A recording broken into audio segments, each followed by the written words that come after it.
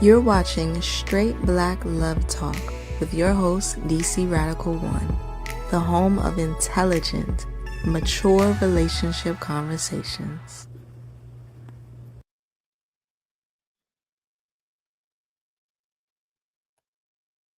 Greetings, friends, family. No, my bad. Wrong greeting. Let's try this again. Before straight black pride, brothers and sisters, this is your host, DcRadical1, and this is SBL Talk. So let me get myself together here. I'm expecting my hostess, Sister Najai, to appear shortly. She is in the studio. While that is going on, allow me to get my music and everything together, get it the levels set, and we're gonna have a discussion with you tonight. BB48 to what is that? Is that Kinetic Chris? Give me a second because I was working on something, and I was hoping that my co-hostess. Well, first of all, let me know if y'all can hear me. And let me know if y'all can hear me well. And let me know if y'all can hear the music well. Because we often have music issues when we first start off. At least on my end. I don't hear it on my end. Sometimes y'all hear it on your end. And I don't hear it on my end, which I still don't understand. Okay.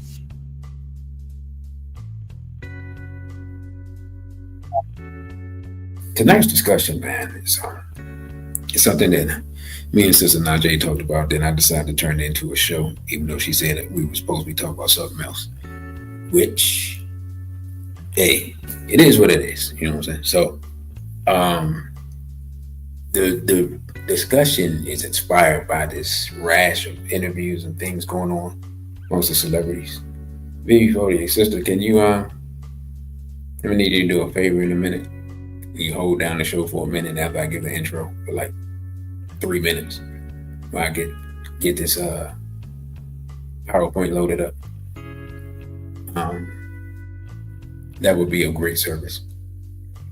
But yeah, this rash of interviews that celebrity wives are having where they airing out their dirty laundry and in my opinion, disrespecting their husbands, prominent black men. Now, I don't know if this is happening in the white community. Like, I haven't seen it other than, of course, and I can't remember Tom Brady's wife. I remember Tom Brady's wife. I remember them having issues in her, publicly. She expressed her displeasure with him playing and this and this and that. And all that stuff ended up getting him divorced. And really, he only had like a year and a half left in his career. And I remember that. I remember the European males being like, man, if Tom Brady can't get no respect in his house, then no man, you know what I'm saying, can get any respect, because Tom Brady's like, the GOAT, as they say, the greatest of all time. So in this case, in following in the footsteps of that, you have in no particular order, well, the latest being Ayesha Curry. Before that, you had Michelle Obama saying some things. You had Jada Pinkett Smith way before that with this outrageous stuff. And Tia Mowry, who I always forget Tia Mowry. Even we forgot what's her name, Keke Palmer, was like saying her, accused her husband of basically battery, if I'm not mistaken, and then retracted that, and it was all types of shenanigans with that. I forgot that. So that is the inspiration for the show, and to me, as a black man, even though I don't relate with these celebrities or whatever, but considering what I've seen, even in the in the conscious community, with some sisters and their apparent displeasure with their husbands' dedication to doing race work, it's like it just seems to be a conflict, and it reminds me it reminds me of, man, one of my boys, one of my homeboys back in the day, years ago, and let's talking about sister I was dealing with at the time, in a relationship with, and we were just laughing like, man, women be jealous of PlayStation, bro. Like, she come over if I'm on PlayStation, or with him or whatever. It's like, she looking at me, and you gonna come in my house and look at me like, how dare you still be on PlayStation when I arrive? We just used to laugh about that. It's just like, and you can't even, like, whatever enjoyment or whatever you were trying to do, all that has to cease because now the queen is here, type of thing. So, that was just a joke from back in my young days. But yeah. So, Sister Najai, are you ready to make your appearance? I'm assuming so. She concurs. So, off to what's next.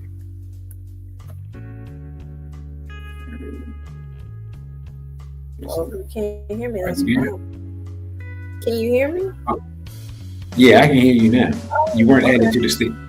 That was my fault. Oh, you can't hear me, but I'm not added to the stick. Okay, got you. Right. Yeah, so let me take the music down, because I know sometimes you have it echoes in the background. So, all right. Greetings. A baby Fahodier. Yeah, baby Fahodier. So yeah, just give your perspective on the intro to this, because not only do I have to load this up, but after that I got to make a detour. So just give your perspective, like an intro to how this discussion came about from your perspective. All right, no problem.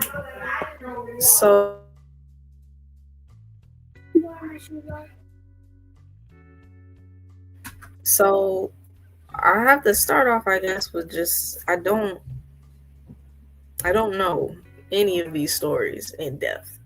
I know roughly what's going on with Ayesha. I know in passing what happened with M. Obama. I know a little bit about the Jada Pinkett Smith thing, only because it was like she just was beating people over the head with the random slights that nobody asked for. And the Tia Tamar thing, I know a little bit about that just because, it was viral and it just looked so dumb. And I remember her doing a video after, I don't know if she was in the middle of trying to do the divorce or she had actually divorced at that point, but she was doing like a little TikTok video or whatever, like trying to look cute and do a dance, and her son was in the video looking at her with such a disgust of like, please, woman, get it together. And that's pretty much all I know about those specific situations. They all tie together under the same umbrella of disrespect. And I think a larger issue, which we'll get into once the slides are up, a larger issue of just the way that Western society is going, and really already is in, is that, women should not be looking towards marriage or men for life. It seems like just in general, Western society is going in the direction of men don't need women to populate the earth, and women don't need men to live and thrive on earth. It seems like we're trying to get to a point of complete separation, which clearly is anti-African to the very core. It is almost the direct representation of Yoruba. And of course, we can't expect the Europeans to see that. And we also can't expect the average Black woman to understand the concept of being African-centered. So that's why we have these celebrities that clearly would never have read Mama Marimba Ani or Baba Amos Wilson or any of the other um, master thought leaders that we've had the privilege of studying under. Everybody else pretty much is just, you know, walking on into the slaughterhouse with the rest of Yuruku. That being said, I feel like it is low key obvious as a woman, as a wife, to not say certain things and not do, like, to me that's just social, just just to be social one-on-one. Like you don't say certain things and then expect that we're gonna come home just the two of us later and everything is gonna be fine. Like I did see a clip of, I think it was Ayesha, saying that she was on the phone with her husband and he was crying in a corner somewhere, and it's like those are details that ultimately you just wanted to add in to paint the picture, and it really wasn't necessary. I didn't see the full context of the video, so maybe it was necessary, but the way it looked, it wasn't really necessary for her to say all of that. And I think that personally, it almost seems like Aisha's on her way to, I don't know, she about to put out a book, or, because to me, it's almost like, why is she talking so much? She's, I know her for being the Christian housewife that is, cooking and doing the children and just in the background. And that's it. I don't know her career wise. I don't know what she did outside of that. Um, so why she's all of a sudden in the spotlight, I do not know. But I don't care also. So that's a big reason why I don't know, because I'm not looking to find out. Now I will say that it is not inherently disrespectful for a woman to try and create her own lane. Like for me to be able to say, I don't know what Ayesha was doing prior to Steph, or I don't know who she is outside of Steph. A lot of women see that as a problem. And I don't think that that's wrong. It's not that you don't have a space. You should be honored as a wife. You should be honored as a mother. But you should also be honored as the woman that you are outside of the family that you created, 20 plus years into your life. And that's where a lot of these women are feeling they have the right to go out and create their own lane. And if creating their own lane means they have to leverage their husband and kind of pull him down in order to rise up, they're okay with doing that. And so I feel Can like I I just explained interject? it. We could end the show right there. For real, but we keep going. Can I interject? Sure. That's the part I don't understand. Like that is the part that you just said.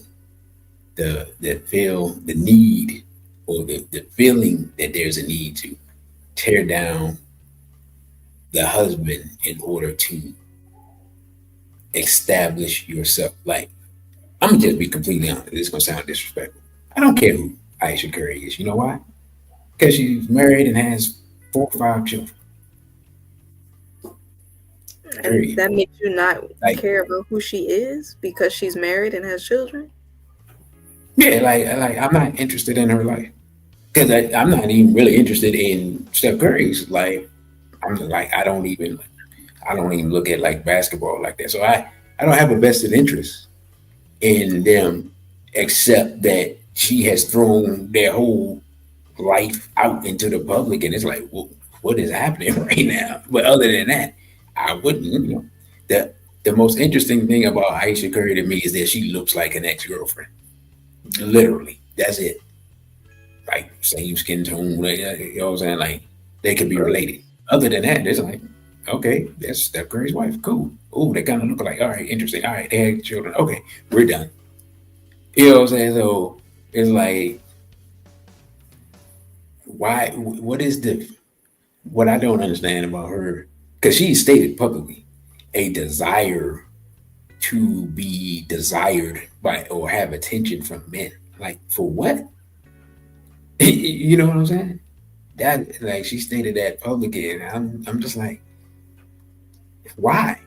Wait, what is your desire to be in essence lusted after by random men? Like, was it her or it was some? Who was? No, actually, no. That was Cardi B that was talking about when she was married, her DMs were dry. Why is that a problem? That's what I don't understand. Your DMs are dry because you're married. You know, like, who was what? I don't. Help me out here. I don't understand the need of, and maybe it's because they are celebrities or they're connected to the celebrity world. But the need of the younger women, especially, to feel desired by other men. I mean, Jada Pinkett Smith, she took it all the way out of bounds. She fornicated with a younger man. Now we can look. We're not gonna sit here and publicly debate Will Smith's manhood and all that. We ain't gonna do all that. You know what I'm saying? Because we can go there, but we're not. But I'm just saying, I'm just looking for some understanding here. If you have anything to interject or add, please help me out because I'm just at a loss. I don't get it. I got a couple things to add. For one, I wasn't saying that she or women feel the need to pull their men down in order to create their own lane. I was just saying they are doing that. These specific women are doing that because they feel the need to create their own lane.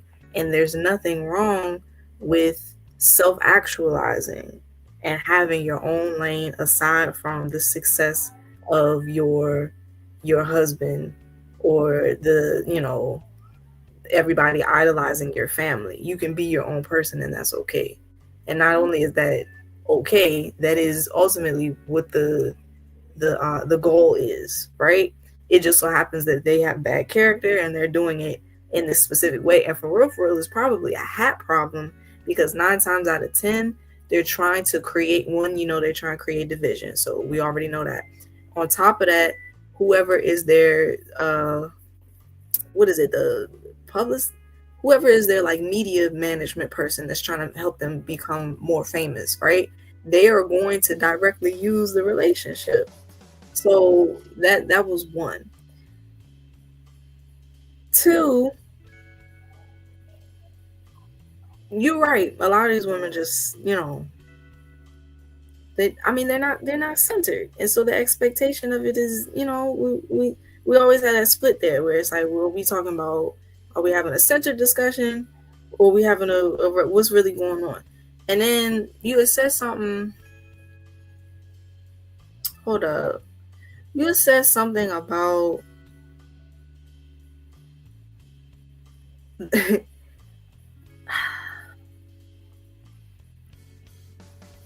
I'm not fully disagreeing with you. I just am coming clearly from a different perspective. I didn't say you would disagree. I said I was asking for understanding. So now go ahead and express yourself. Go ahead and say what you're gonna say. Because the reason I'm saying I'm asking for understanding because I feel it's rooted in emotion. And so therefore the way I'm looking at it is just like I don't see the benefit. But if it's rooted in emotion, of course I'm not gonna see the benefit. You know what I'm saying? If what is rooted in emotion? I'm saying if their actions are rooted in emotion, whether neglect or they, like they feel neglected in their relationship or they resentful or you know what I'm saying, whatever the case may be. Because I have my own thoughts on what I think is going on with that. You may think something totally different is going on. And Brother Kelvin said, but why act like a struggling woman? Which is I didn't even think about that part, but that's a whole nother discussion. But now go ahead. I wonder what he means by that. A struggling woman in the sense of like trying. I don't understand that question all the way. Who was acting like a struggling woman, and what is a struggling woman? What does that mean? If you could, I guess, yeah, brother. If you could elaborate on that. But nah, just go ahead and finish up this point, and then we can actually get to the pledge because we just bypassed that altogether. Yeah, we did. So, well, because you asked me to start talking, so that was that. That is true. You said, he said ratchet. I don't know why ratchet and struggling got to be synonymous, but that's what he said. He said ratchet. That's why I'm laughing. You said you don't care about Ayesha Curry, and of course, we know that in general we don't care about celebrities. Celebrities, sure, but that notion in itself is a big reason why she's having this struggle. Is because as a woman, people are only really looking at you in the direction of, okay, are you going to be somebody that I can lay down with? No? All right, well, then get out of my face. It's very, like, it's very demeaning to live life like that. And Okay, but this women okay. are, I'm sorry. Can I interject? My bad. I am cutting you off. I forgive me, please, for cutting you off. I want to elaborate on what I'm saying. It would be different if, from our perspective, if she was in she working with Bob Rudy, then yeah, no, I wouldn't care who she is. You know what I'm saying? But because she's just random black woman X who happens to be married to a celebrity, and I don't know, just like you were saying, you don't know who she is in her right, and maybe this is what her point, right? I am not aware of her skills and talents and things like that. I thought she was trying. What I thought she was trying to do was represent a wholesome image of Right. black womanhood and Christendom and motherhood and all that stuff.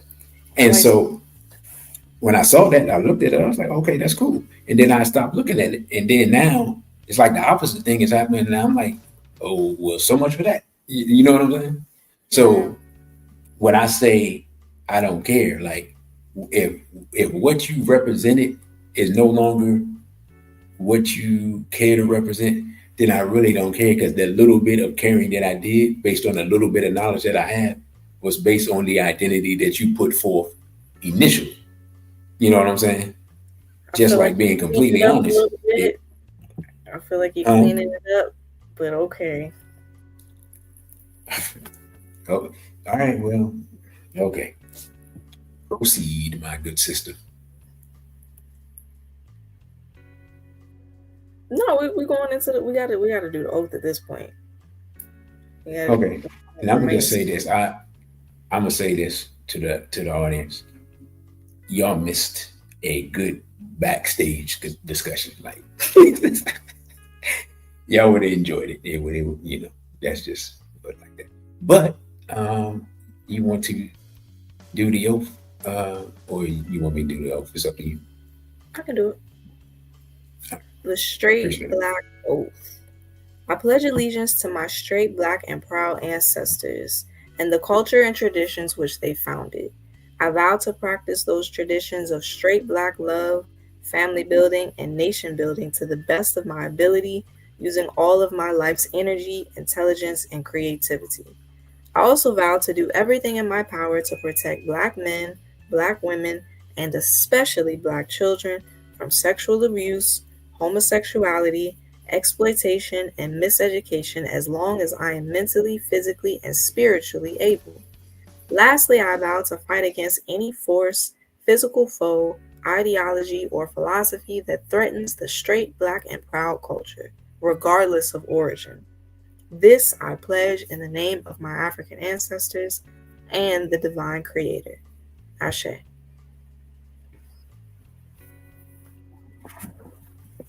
Say, um, y'all know we generally start off the same way most of the time.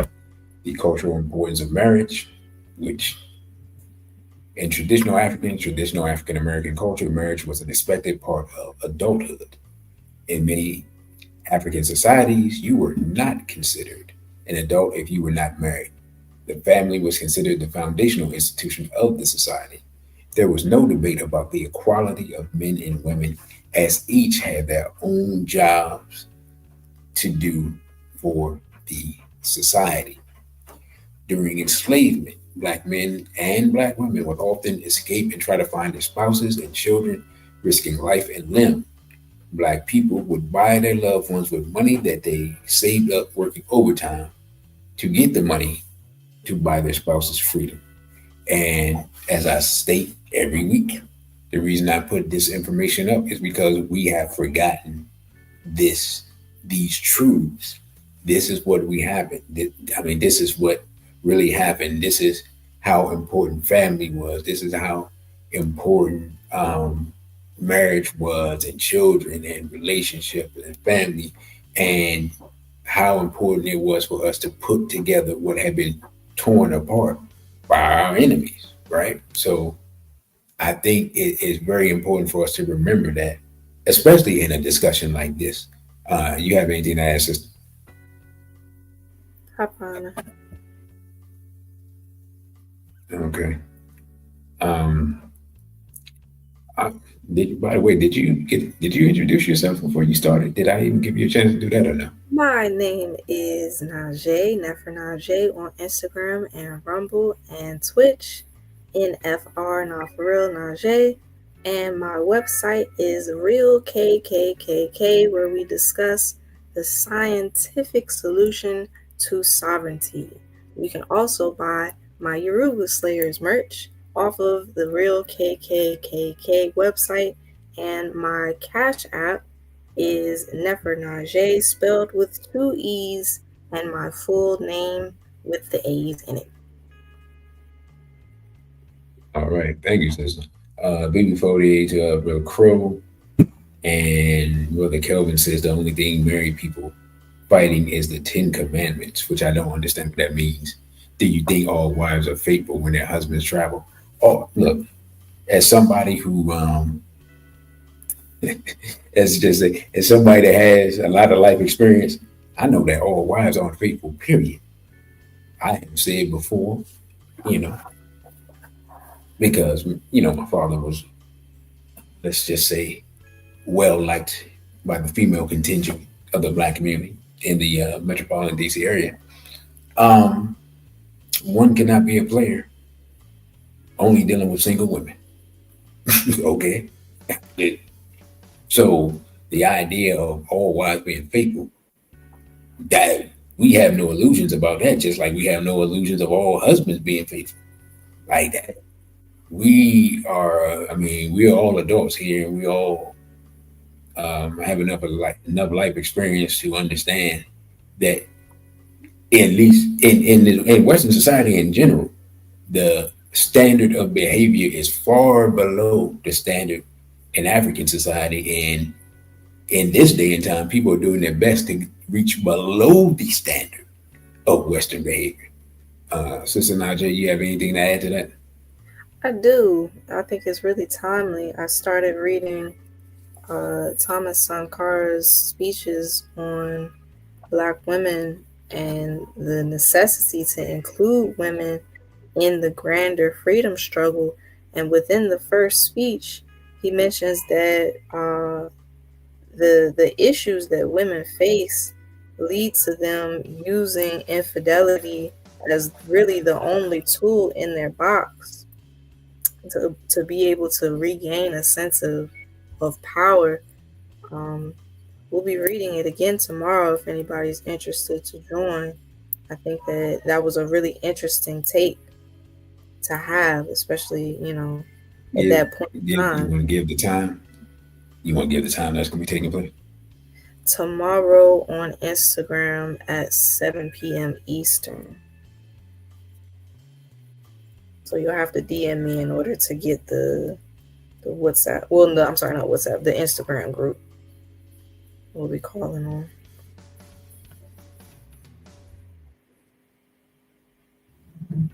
Yeah. Did you have any? Excuse me. Did you have anything else to add to that? No, that was it. I just wanted to mention what Thomas Sankara said about the issue.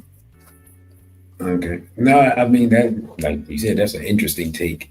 Um, Thomas Sankara is far more forgiving than I am, and in this Western society, women are far more empowered than they were in mid 1980s Burkina Faso. I have no doubt about that. So I think we're looking at, of course, different time frames. 40 years is a lot.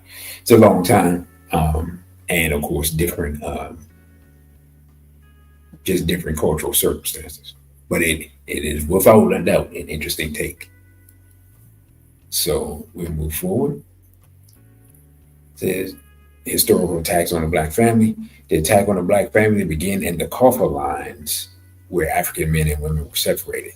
This continued in the slave dungeons like Elmina, and continued on the slave ships where men, women, and children were separated. Our enemies know that our strength as people comes from the family, and it is the family that allows us to pass down our culture and traditions. Ancestral memories passed down preserve our natural survival instincts.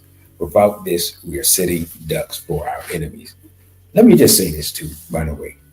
Um, if you in straight black pride movement for years, we made it a tradition, excuse me, to read Baba Walimu Barudi's book, Kebuka. Uh, it is a it is an account of the atrocity of the great disaster, the Maafa enslavement from the mind's eye of our ancestors, right? Like we really need to get back in tune with that type of stuff to understand the importance of um, using the tools that we use to survive what we have survived. I feel like many of us have gotten far too complacent in our belief that we have achieved some form of freedom. And I think it's even more so for those who are well off financially, as opposed to those who are not, where I think the feeling is one more of dejection and um, despair and a feeling of being defeated.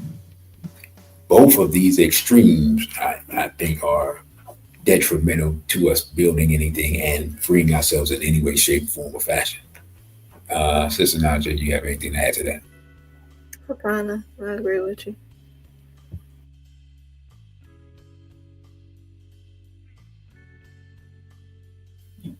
Um, I forgot. I didn't mean to keep this one in here, but I'll go through it anyway. Things that Black love help Black people overcome: enslavement, which we've spoken about, just leading up to this. Jim Crow: many Black people survived Jim Crow by shooting back at Klansmen and racial terrorists. Many Black men organized to protect their families, including Robert F. Williams, the Deacons for Defense, um, and the Black Legion of the UNIA ACL. So those are stories that we need to know, that we shot back, and Black men and Black women shot back. Like, I don't want it to be a misunderstanding that, or some type of false belief that Black men were standing out having gun battles with the Klan, and Black women were hiding in the closet or whatever. Fannie Lou Hamer, Fannie Lou Hamer, was known to pass out pistols and shotguns when people got to Mississippi. So, literally, Black men and Black women were on the front lines for liberation, during Jim Crow, and even going back to the time when Marcus Mosiah Garvey, Mama, what's her mama's name? She lived for about 100 years doing the work, but she talked about she had her gun and her ammunition when Marcus Mosiah Garvey came down to Louisiana, and the police tried to run Garvey off and stop him from speaking, and they pulled out all their guns and told the police, they backed the police down, and then the crowd yelled, "Speak, Garvey, speak." So when we talk about traditionally what it has taken for us to survive and thrive, it has taken us working together, even if it means one person loading up, what I'm saying, one person passing ammunition, the other one loading up the shotgun. Or if we're fortunate enough to have two guns, you just back to back. Um, Brother Crow said, "Mom, no, Mom, I cannot think Mom's name. I can picture her, but I cannot think of her Sister Najai, do you know what I'm speaking of? But I can picture it.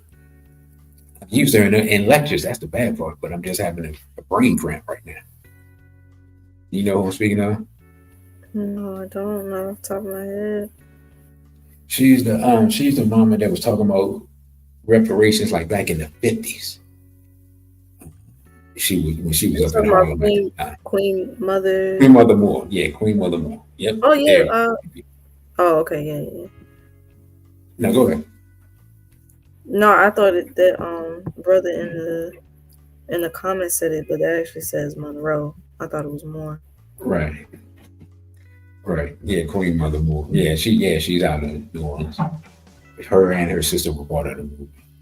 Uh, and of course, Black Power movement, Black Panther Party, Black Liberation Army, Republic of New Africa. Um, I think with Mama Assata Shakur's ascension to the ancestral realm, the exploits of these organizations have been highlighted again and put back into public, uh, the public sphere, the public consciousness. That's the word I'm looking for. So now, with this, what's the problem? You want to read what's the problem, or you want me to go ahead since I wrote it? Yeah, you go ahead and she wrote it.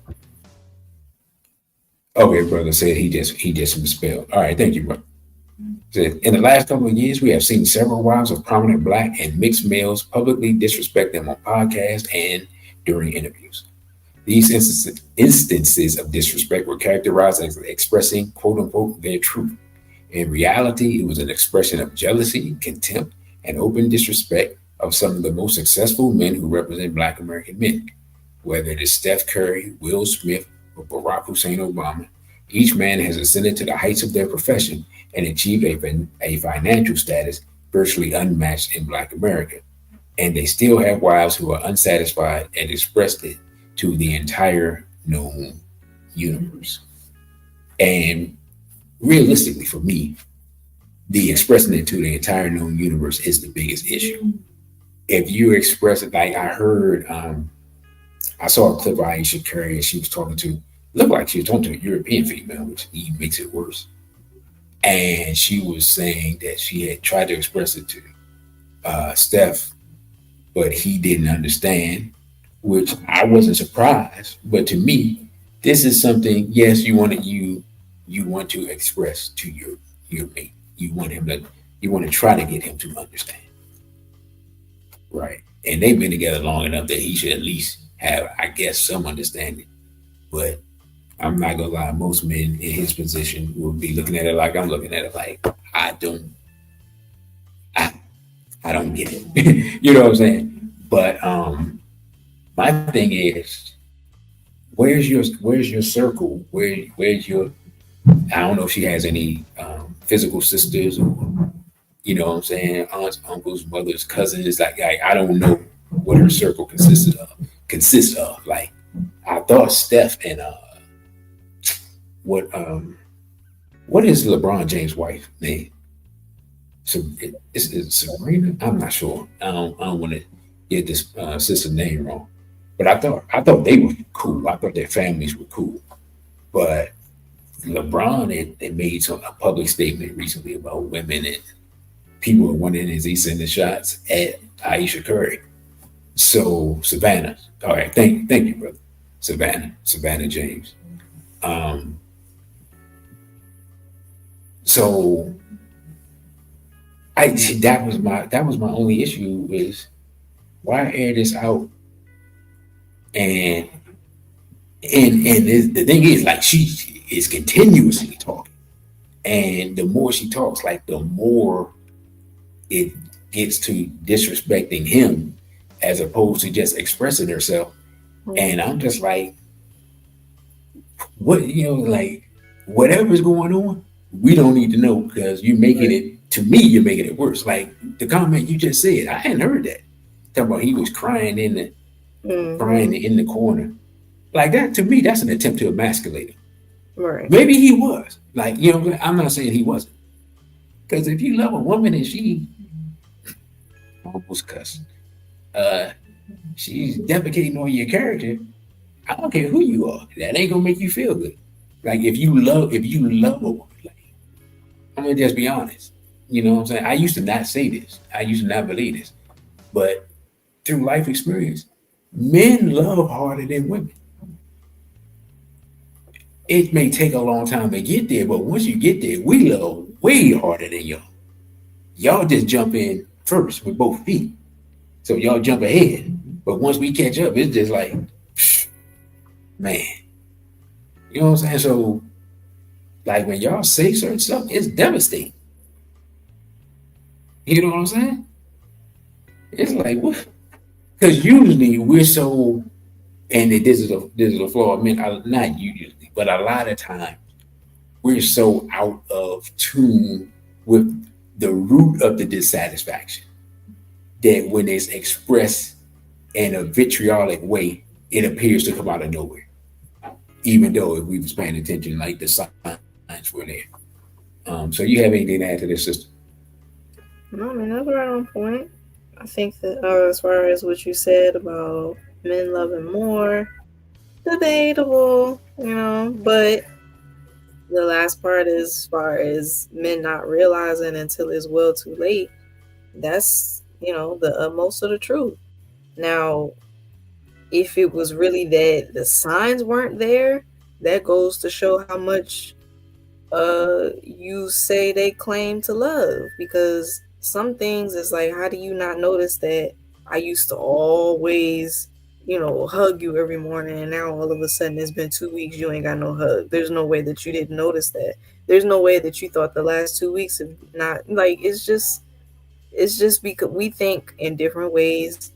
And so, yeah, we think in different ways. And so what seems to be reality for y'all is not at all reality for us, and vice versa. Yeah, I mean, because we're meant to be complementary and um, not the same. So yeah, so we may be. It ain't that we won't notice something, but it's like we won't prioritize it, and then all of a sudden it becomes a conflict when you like. I mean, you somebody like Steph Curry, you're like, oh man, we're gonna take a road trip. I'm gonna be gone for 5 days, man. Do I want to pay to bring her and the family with me? Does she even want to come with me? Like, is she tired of traveling? Oh man, who I got to go against this week? Oh, that young dude. Oh, my ankle giving me problems. Should I just send one out? Should I play? Our team ain't really that good. I don't. Can I afford to miss a game? Like you know what I'm saying? Like he thinking about all this stuff that is related to his job. You know, and stuff we don't even think about. Like, oh man, I hate that stadium because they got dead spots on the floor, and oh man, it's this ref.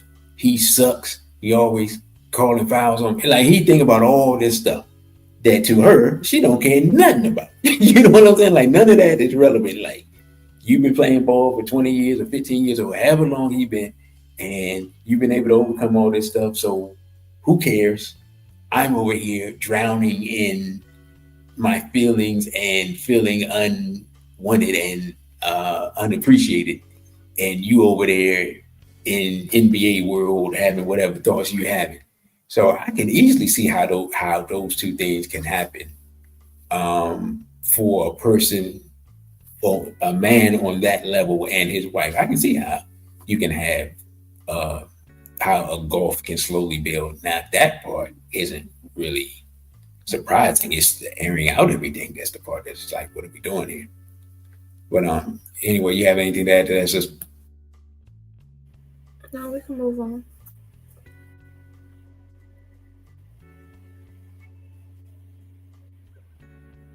We started with the lowest of the ranking. I, uh, yeah. Excuse me. You gonna make me choke laughing. It was real funny to you. Uh, because man, I don't know what she's thinking about, man. I don't get it. I don't understand. I About the don't know. same thing that Aisha's thinking about, except, if anything, her situation is probably worse because she should be the one that's getting the fame. Because I don't know who her husband was. I know it was a black man, so I was proud of her. I thought he was an athlete, but you said he's an actor or something.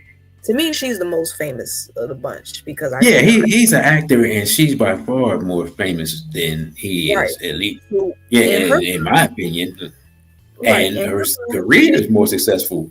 right. So she should be getting all the love and the attention and the da da da da da, but she's not. And so that's hurtful. It hurt her feelings, and from there we get into But this is okay, the well, thing, though. figure it out. To me, am I wrong? Was she not looking for male attention as well, though? It wasn't like, hey, nobody's recognizing my talent. I don't think that was it. Now, maybe I'm wrong, but it seemed like there was some I need some male attention stuff happening Yeah, there. And I'm like, yeah, that's what I'm what are we saying. doing right now? It's the same thing as Aisha being like, "Oh, my DMs aren't, whatever, whatever." It's the same thing, you know. It's the same thing.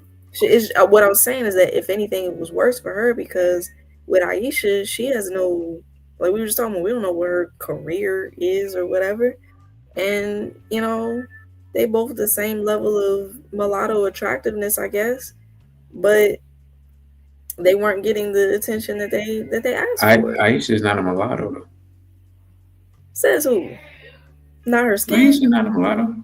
Anyway, She, her and Steph Curry, both of them look the same, and his father's black and his mother anyway, might now his mother might be a mulatto, but his anyway. father's black. Point is, what I'm saying is they both the same level of light skin, and so with the light skin thing, the idea is because I'm light skinned, red bone, supposed to have all of the men, snapping at my ankles as I walk down the street. That's the mindset of the light skinnedness. If you don't pass the paper bag test, it means that you pass the test of the men are supposed to just be, drooling at the mouth whenever I enter the room, and so for her to not be getting that, even though she has her career and all of these things, I could see where she was just like, you know what it is? It must be the fact that I'm married. Because I'm married, the men feel like they don't want to talk to me. Or I can't, because I'm married, I can't, go out and put my whole body on Instagram so people can like my story and da da da da da. So I think that her situation probably was a lot more irritating with Ayesha. Ayesha, it makes sense because wasn't nobody like you said, like you yourself said, wasn't nobody even thinking about her because who is she for real, other than his wife? Indeed, I did say that. That is correct. You can proceed. Oh, were you finished? Yeah, there's nothing else. We move on to the next slide. Isn't that well? Okay. So I think I had said earlier, if anybody wasn't here, there was a video that she started making a whole bunch of videos trying to gather TikTok fame, and there was one video where her son was in there. She looked like she had on. I'm trying to remember what she had on. It was something that didn't make sense to be wearing in the house as a mother, and the son was looking at her as if he was just completely disgusted, and I concurred, and I don't even really know her like that. I grew up watching Sister Sister, but it looks really bad for you as a grown, well past grown woman be so thirsty for internet attention, not even real life attention. Because mind you, I think she has more than one child. Yeah, two children. She has two children, I believe, with the same man. Do you know if it's the Yeah, same her man? children are with the same man. Yeah, Okay, for her so children. imagine you being so thirsty for attention that you have to go online to get it, and you're not able to garner it from within your family unit. What you know? Maybe because they're rich, they don't. They have too much time on their hand. They're not worried about what's going on in the house. I, Or you know what?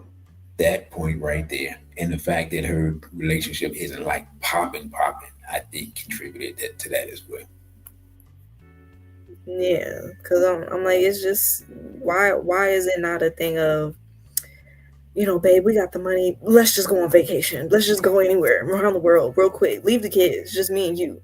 And then we pop on Instagram because we take some cute pictures. Like I don't get it. Now she said her reason behind the divorce was because she wanted her kids. What did she say? Something about she wanted her kids to know that they have the freedom to make choice. What did she? Hold on, let me pull it up real quick. Part of my decision to divorce Corey was a great lesson for them. She wants to chase her truth. So in her mind, chasing her truth was filing for divorce because that was going to give her children the gift of knowing that mommy has freed herself from the confines of marriage. I don't know what she was thinking, but it was really disappointing to see, mostly because she was the twin that actually had a black man. So yeah, she kind of ruined it. I mean, that just sounds like small hat feminism just being, popping out of her mouth, like Yeah. almost like hands in her back and making her mouth move. Like Yes. that's something that doesn't make any sense. And I'm glad you took it this way. I let you take this because I ain't, I was just gonna be low key disrespectful because I saw some of them pictures that she posted and she need to put some clothes on. I'm just being honest. Like that, that wasn't you wasn't gonna get the type of attention you was looking for. And I Mhm. think a lot of these women don't understand that just because you are famous and rich doesn't mean that you are fine, right? Mhm. You may be cute, you know what I'm saying? Like I'm not saying, oh, Tina Mowry look like a bulldog. I'm not saying that, but there's never been any time that I remember that anyone, in the male circles that I went through, like they were never like, oh my God, the Mowry twins. I ain't never heard that. Just being completely honest, like one thing that women and men don't understand this about the opposite gender that it applies to them too. This isn't just a women thing. This is a men actually. I think men have this misunderstanding more than women, in my opinion. There's a difference from being like cute and pretty and having sex appeal, right? Like that is a different thing. And I think some of these women think because they, like you said, the light skin thing, or I have money thing, or I have fame thing, or whatever, that means that they have sex appeal and gonna be able to attract the opposite sex. That is not. Those things don't go together, right? Just like some men don't understand. Like there are men that we look at as men, we cannot comprehend what women are looking at. The future thing I've never been able to understand that. You know what I'm saying? Hell, the Nick Cannon thing is even more of a mystery. This dude got like 100 babies. Like, I don't get it, but I ain't supposed to get it because I'm a man. You know what I'm saying? There's obviously some chemistry or appeal or magnetism that he has that I cannot perceive. Um, and that is what it is. Whatever. But I think that a lot of times women, like celebrity women especially, get confused with their attributes and things like that, thinking that that adds to their sex appeal, and it does not. For a woman, to me, sex appeal is innate and it radiates a certain way, and part of it is their femininity, and another part is just a mystery component that no one knows. You either have it. Another mystery component.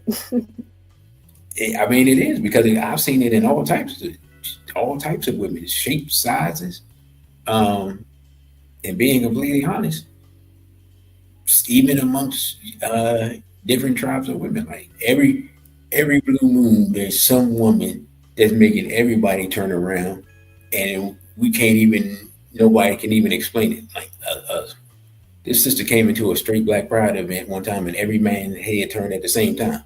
Like she was emitting some type of pheromone that nobody could see, but we could all feel. Like every man in the room, it was crazy. You know what I'm saying? So that's just an example of what I'm talking about. We had we had an SBL event one time. This brother came in there. Every woman was looking at him. Every single one. It was one of those grab your girl moments. If your girl was in that room, you better grab her because she might walk out the door with him. So I've literally seen it at our events. So that's why I know it's a real thing. Uh, but it's not quantifiable. You see what I'm saying? Mm. So so yeah, we finished with her. Let me. I guess her story is actually best to start off with because it's already pretty much done. She now, she has since divorced him and is already making the news because she regrets the divorce. And part of the reason she says she regretted the divorce is because he actually went through the process of courting her, whereas all these other men now are just trying to have sex with her, which she wants more than that. She had more than that. She lost it. She also has lost contact with her twin that's married to the white man, and so now she feels alone. So it's great that we started off with what is eventually going to be the end for all of these other women, because if you literally had it all and lost it all for really no reason at all. That's So it. so you're saying it's good that we start with how the train wreck ends, so we can Yes. see the carnage. Yeah. But I mean, I don't, I didn't understand it then, and even though we're having this discussion and we're an hour in and seeing some of her clips and stuff, I ain't get it when I was following it, and I just said, you know what, I'm not wasting any more time with this. But yes, I am, because here we are. So I guess we'll move on to the next person. And then Ayesha Curry, you know, the wife of NBA superstar and NBA champion Steph Curry. She recently has been on several podcasts, publicly stating that Steph was not her first choice and saying that she did not want to be married when she was young. Sister Najai, take it away. So what you've written down here is not inherently disrespectful. And we did talk about this already. Her saying that she didn't want to be married when she was young is not saying that she regrets getting married. It's not saying it's not saying anything other than when she was a little girl, she was not the kind of girl that was the girly girl that's planning their wedding and, really focusing on who her husband is going to be or what life is going to be like. Some girls just don't go through that process as a young child. And I don't think there's anything wrong with that. Now, I have been made privy to the fact that she said some other things which are actually disrespectful, and I feel like you probably should have wrote those things down, because what you wrote down here is like, and so what? Okay, well, go into the other thing that you heard then, because to Yeah, me, when you publicly state that your current man wasn't your first choice, um, is that what she said? She said that she had another she's choice, and she would she have basically was rather. like, yeah, I didn't see him like that. She basically was like, I was trying to friend zone a dude, and my family browbeat me into dating him. That's how she put it, and I was like, well, all right then. You know what I'm saying? It's just like, I mean, that's what are her we talking doing bad. right now? That's her talking bad on herself more so, because that goes to show that you don't have the right mindset to be able to see a good thing when it's in front of you, and your family had to literally make you see right. And the idea of her, because look, there's another. We could do the exact same situation in reverse. There is, and y'all may know better than I. There's a couple that raps, and the man's name is Toby something. I don't know his last name. It's a Nigerian last name, and the I'm familiar with it, dude, but I don't know anything about him at all. are me either. I don't trust them because they came by way of Beyonce, and I don't trust what I'm saying, I don't trust her. So, but anyway, he did and has on several occasions talked about how he wasn't interested in his current wife at the time. They were, it was just like he won't attracted to her, he won't interested in her, but I don't know. However it went down, it went down. And me looking at that, being the wife, I wouldn't want to hear that. And I wouldn't want you telling people that, but for whatever reason, he felt like that wasn't disrespectful. Now it's gonna inherently be disrespectful when Ayesha says it because she's a woman. And I'm gonna Now, be honest wait a with minute. you, Now, the wait a things minute. that Wait a she said, minute. what you're saying that she said is not as bad as what Toby said about his wife. To me, they're two sides of the same coin. To me, because Is that ain't information that we need to know. right. That ain't Well, information that we need to know. I mean, and even if you say it, like, first of all, you really shouldn't be saying. But you're a celebrity, I guess this stuff comes up. But there's a way to say it to not say it like that. Because if he said it the way you said it, it's almost like I don't know. It just sounds crazy from my end. How can I even say what it is? It's like it's almost like, yeah, man, I just end up settling for this broad. That's what it sounds like, which yeah, is cold blooded. You know what I'm saying? yeah. And I'm trying to find the exact quote, but basically, did he say he didn't find her attractive? Is that what Aisha said? Oh, well, They that's crazy. So you can't see you can't be saying that about your woman out here. Hell no. That's why you can't say that. You can't you can no sir. What wow. Nah, see I don't because I don't know the dude like that. I don't pay him no attention. You can't be saying that about you can't be saying that about your woman, man. You can't. and yet he out here doing it, but nobody. I mean, of course, the women are upset with him, but it's not all of Well, this, all of this hatred that's that because his Aisha feel right notoriety now. is way lower than even Ayesha Curry being on. You said his notoriety is lower than Yeah, Aisha. yeah. Because Steph Curry is a world renowned person, so being connected to him makes her more famous than literally 95% of people on earth, including other celebrities. Like I Mm, know who she is because of him. I don't I've I seen him, I but can see that. I can't even remember what his wife looks like. You know what I'm saying? So I don't Apparently, he said it's not worth looking at. he's not but he's not like, you know, some Adonis type dude from what I remember, but I might be misremembering who he is, being completely honest. You know what I'm saying? He was the try Jesus guy, right? You said who, Jesus? Try Jesus, don't try me. That's him. Shoot, don't give me the Look, line. you don't even know what I'm talking about. So that goes to prove the point right there about his notoriety or lack thereof. I know his name because I'm sitting here looking at the story. Toby, I think it's Nwegwe, and him Okay. saying that And, he and, initially and it's didn't probably find not his even wife. Hmm. now I can say, and his name has probably been anglicized here, and they ain't even said like that. So, but yeah, yeah, yeah. No, I mean that's out of bounds too. I'm not gonna sit there and defend that. Hell no, you wouldn't catch me doing that like that. That's crazy talk. Do you Like this recognize woman to be the like double standard that's on going feeling to happen somebody like because it's Aisha? Because it's a say that woman? again. You recognize the double standard that's going to happen because it's a woman saying it?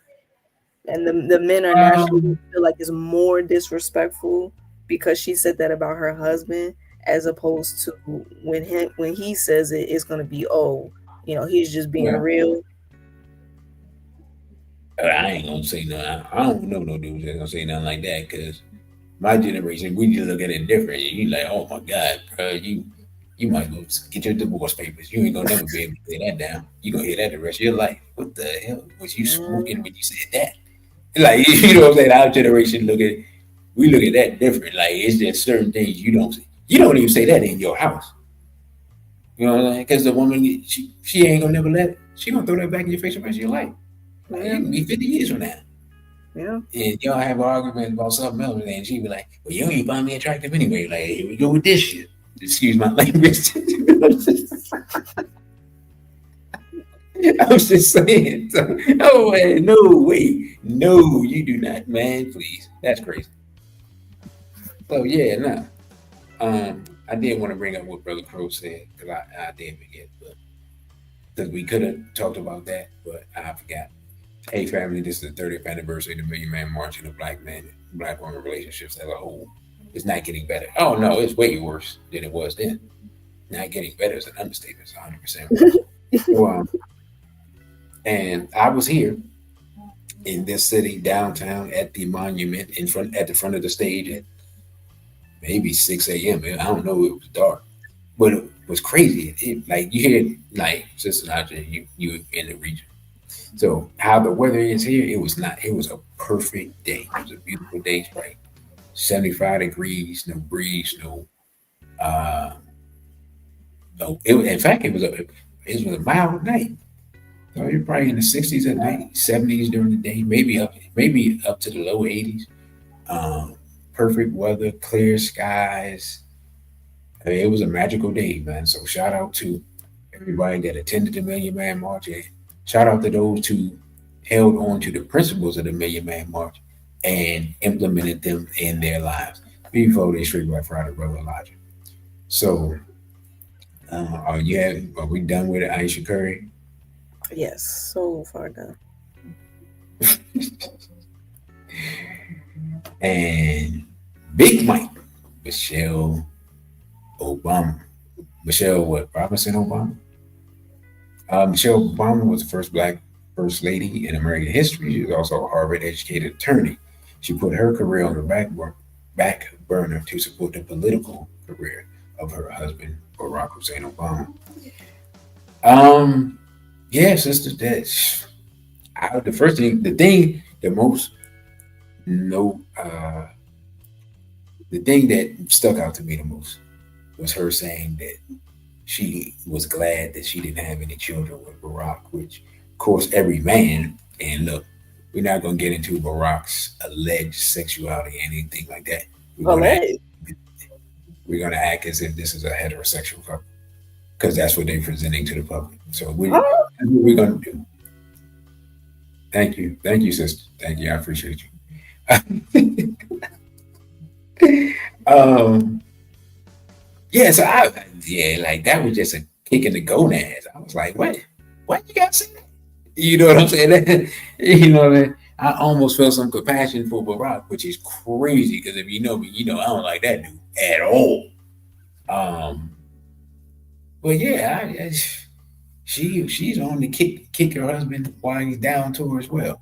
Now, some of his recent behaviors, maybe that's it, but that dude is the same dude he was. So yeah, I don't know what the problem is. You got anything to add? I think you mentioned that she said she didn't want. Hold up, hold up. You said that uh this. You said Michelle Robertson, Richard.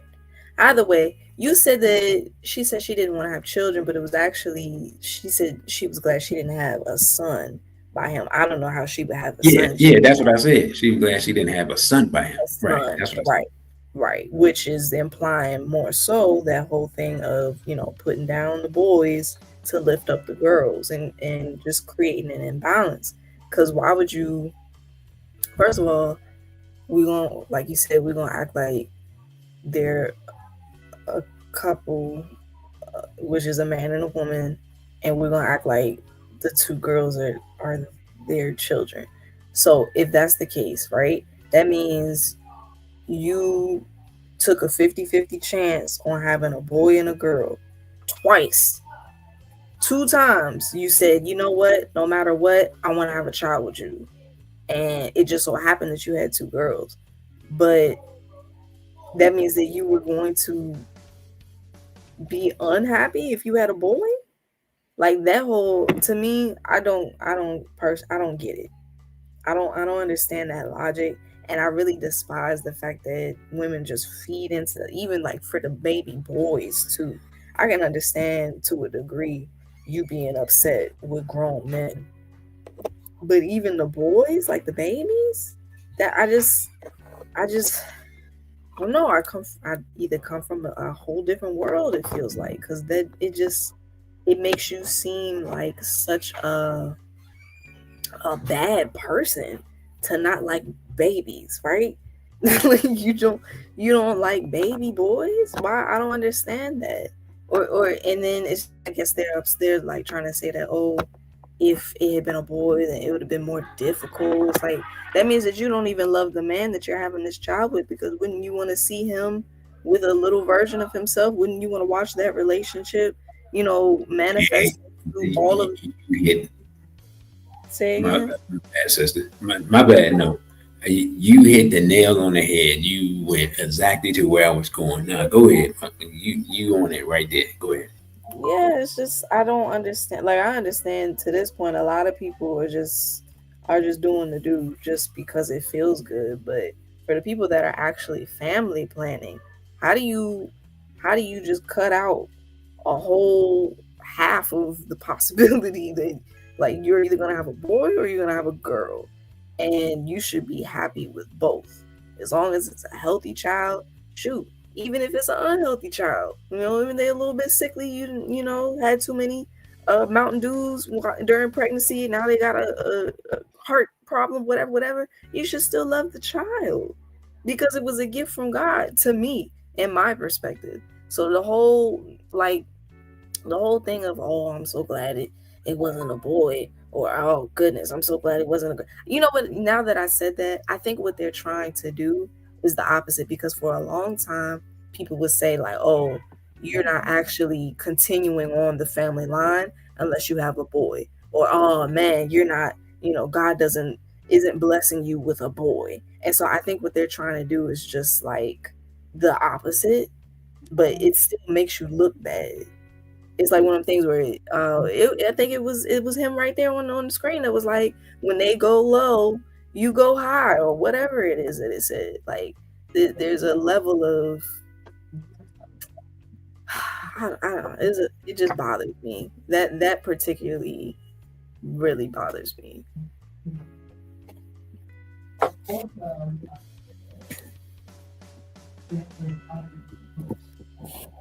I don't know if you're saying I can hear something. I don't know if it's you though. Something happened to the mic. Okay. Now I lost my headphones died, so you probably hearing Okay, the yeah, I can hear background noise. So I didn't even hear the last part of what you said. Can you repeat the last part of what you said? Because you. I don't the know. headphone What just I said, basically said is I don't like the fact that women do that. The whole thing of not wanting to have a boy child. It bothers me. yeah. Again, to me, that's another outgrowth of feminism, the Hmm. devaluing of male life. And we even see with some of these YouTube celebrities.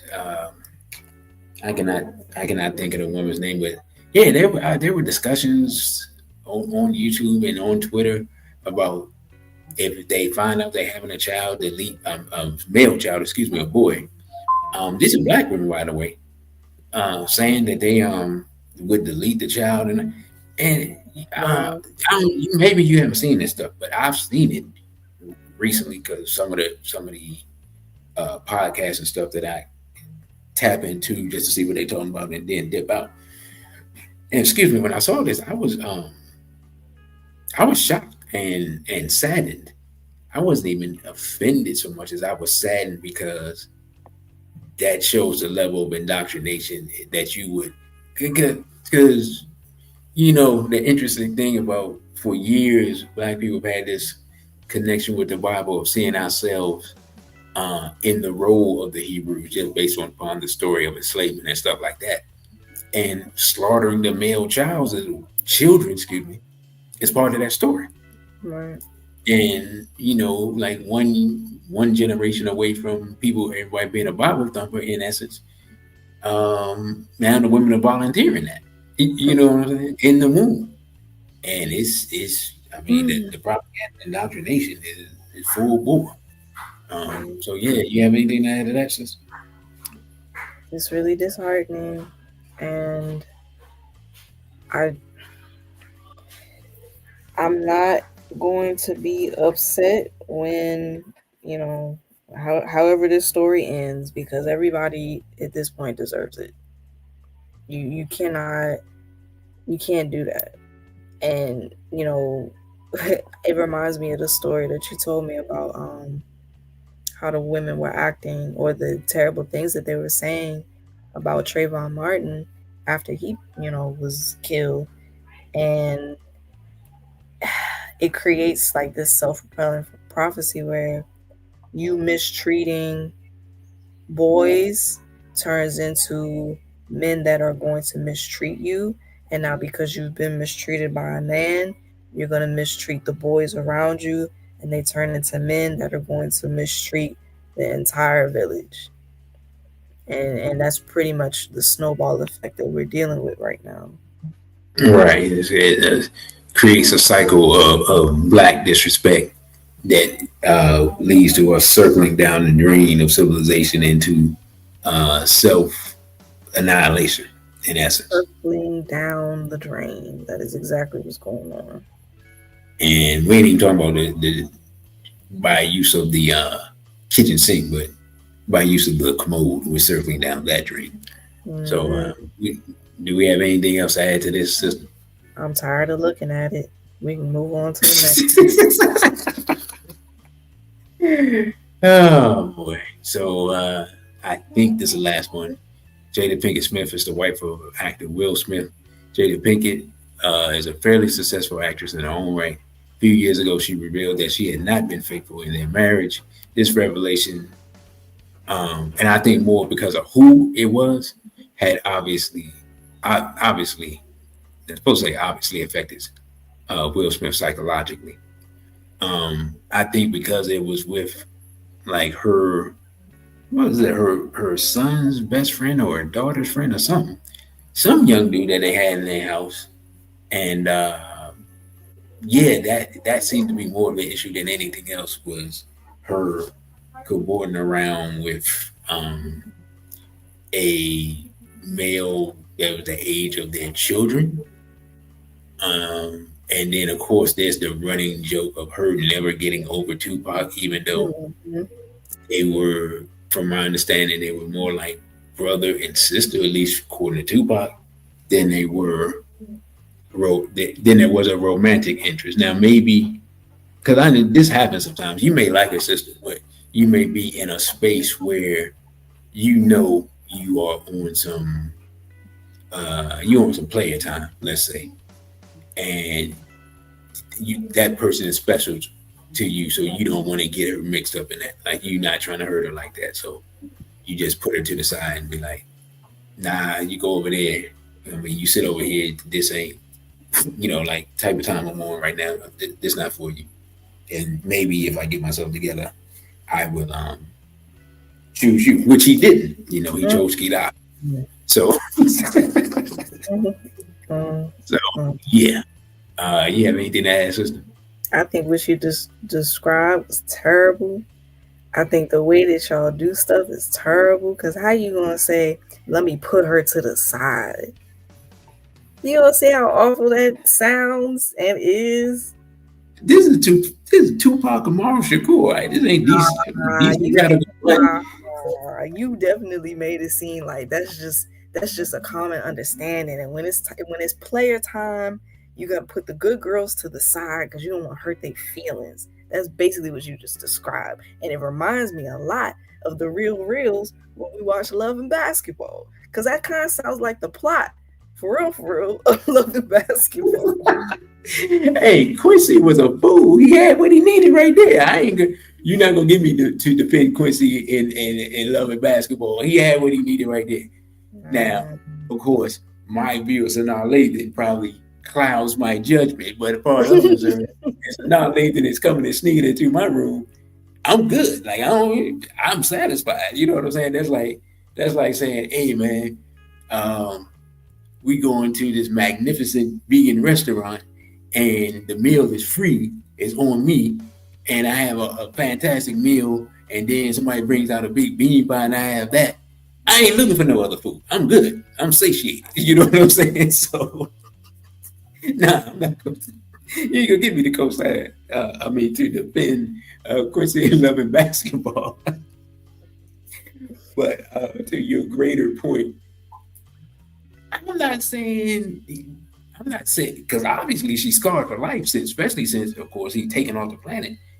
I'm just saying that appears from my vantage point to be his thinking and the nature of their relationship. It's obvious that she was in love with the man. Like that's readily apparent.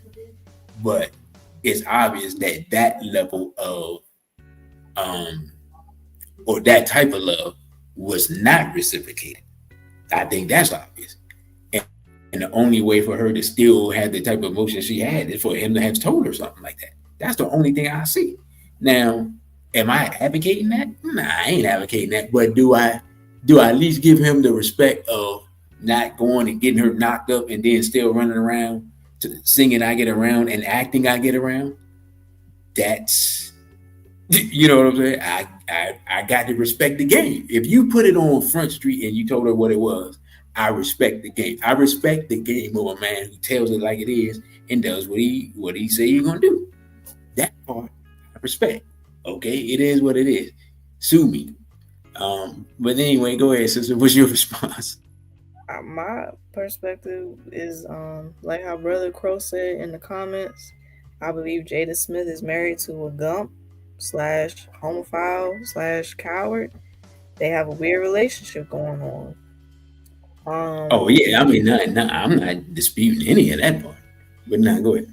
no, I think that really kind of sums up her being out of her mind in the sense that, like, Jada stands in her own right as an actor or whatever, but to be trying to pull Will down in the way that she does, it just don't make sense for real. It really don't. It only could make sense if she's looking at him as the gump, the homophile, the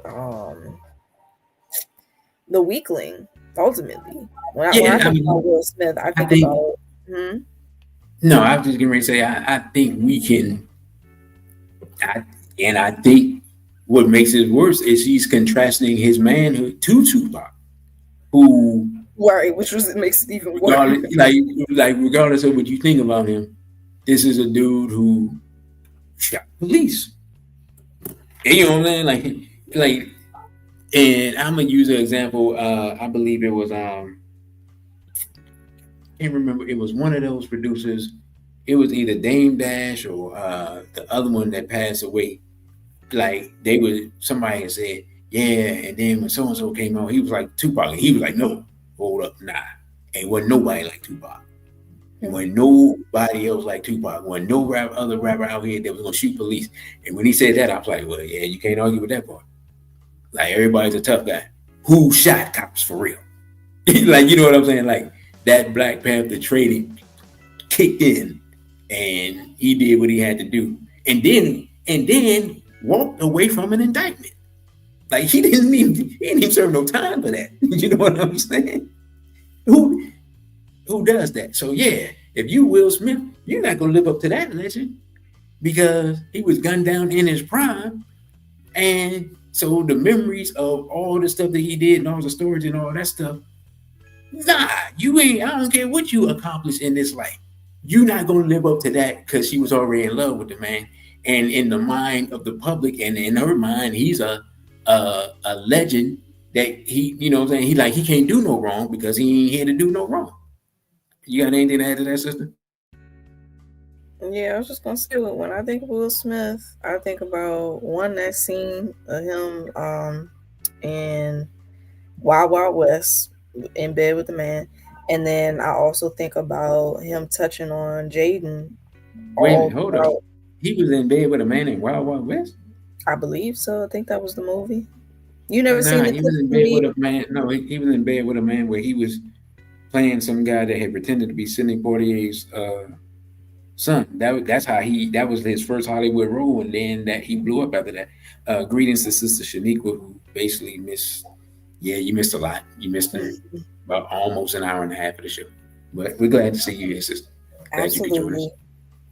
Yeah, so when I think about him, I think about that. I think about him touching on Jaden and making Jaden uncomfortable throughout his entire boyhood life. And so All of he's that stuff is weird, and then you see how their children turned out, and it makes you think that some shenanigans are going on in that house.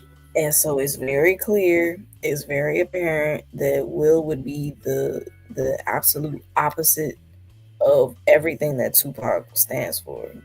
I can't say opposite of Tupac as a person, as a man, but everything that Tupac stands for, Will is the complete opposite.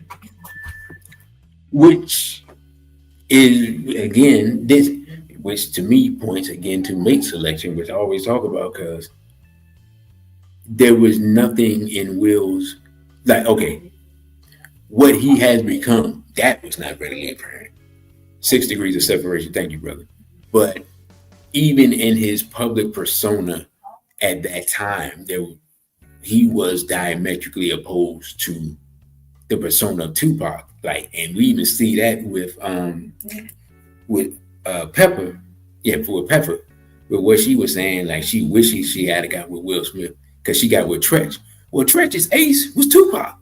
They was running around causing confusion together and fighting and all that types of wild stuff. They was, you know what I'm saying? They was boys. So um the idea that you would, and maybe she was just like, I'm gonna marry the good dude type of thing. Which, if that was her thinking, you can't be mad at it. It just turned out that he wasn't really a man, or he was willing to compromise his manhood for to achieve the highest levels of success. And I don't think any woman really signs up for that, so I can't be mad at her. But the messiness of it is crazy. It's the messiness of it makes me feel like she signed up for it because she knew that ultimately it's a power move. So her marrying Will Smith is not necessarily out of love, it's the power move of I'm an actor, you're an actor that has already done the deed in the sense of like you've already sold your soul to where I know you're about to blow up, so I'm just going to ride on your coattails. Do you? Let me ask you this, because I mean we're gonna go down a rabbit hole a little bit, but not all the way. Do you think she was like, okay, well, if you willing to get on the casting couch, then I ain't got to. You think it's one of them things, or you think she was already on the casting couch I don't and know because then I don't know how that works. I really don't. I don't know if you're even allowed to have a safe space type of person, like somebody that's untouchable. I don't know that it even works because if you have somebody that's untouchable, then they don't really have the leverage that they want on you. You know what I mean?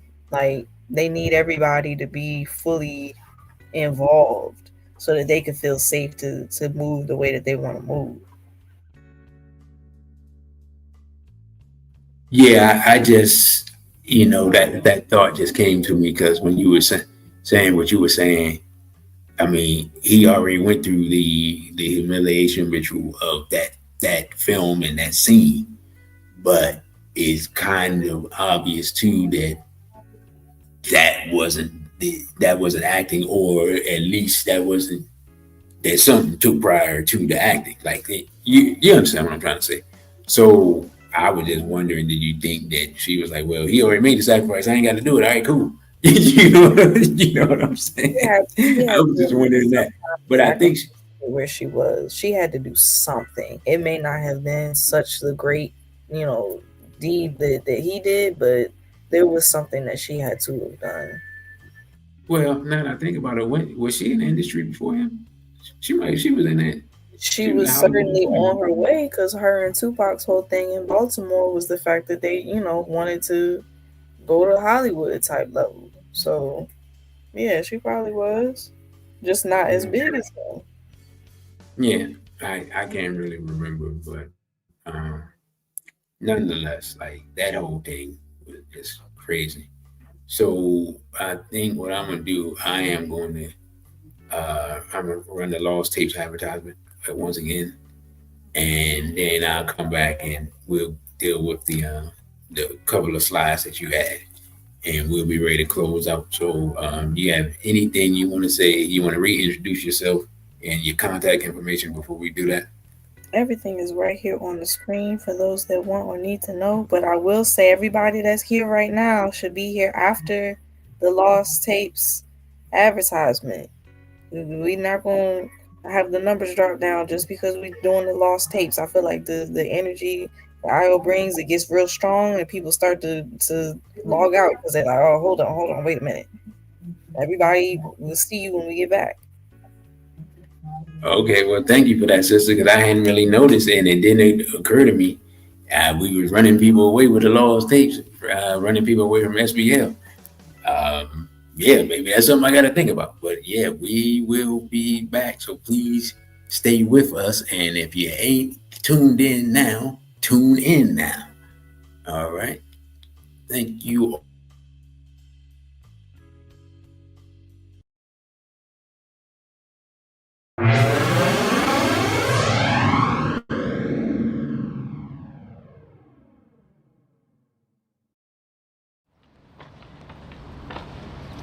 Now, we're going to go and talk about AIPAC.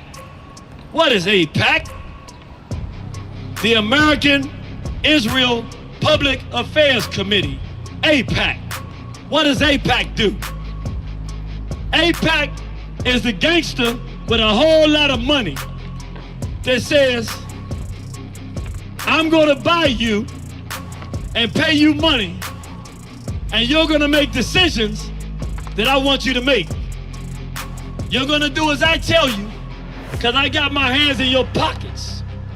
And they attached to people like Jeffrey Epstein, who take videos of the people that are supposed to be our representatives, and as they take those videos, they hold them hostage and say, vote as I tell you to vote. Do as I tell you to do. I didn't even, the concept. I saw Naeem Akbar talking that black talk he gave, and I was out there telling everybody, but this dude gay. You remember back in the 90s, people hated me. Oh, this dude gay, man, we can't do this. You can't be up there talking black and be gay too. I was like, okay, he out the way, no, we're not doing this. I'm saying this because I did not imagine a time, little old me from Southeast, where if they tell us to take a jab, stick ourselves, I'm gonna be the only one that wanna say something?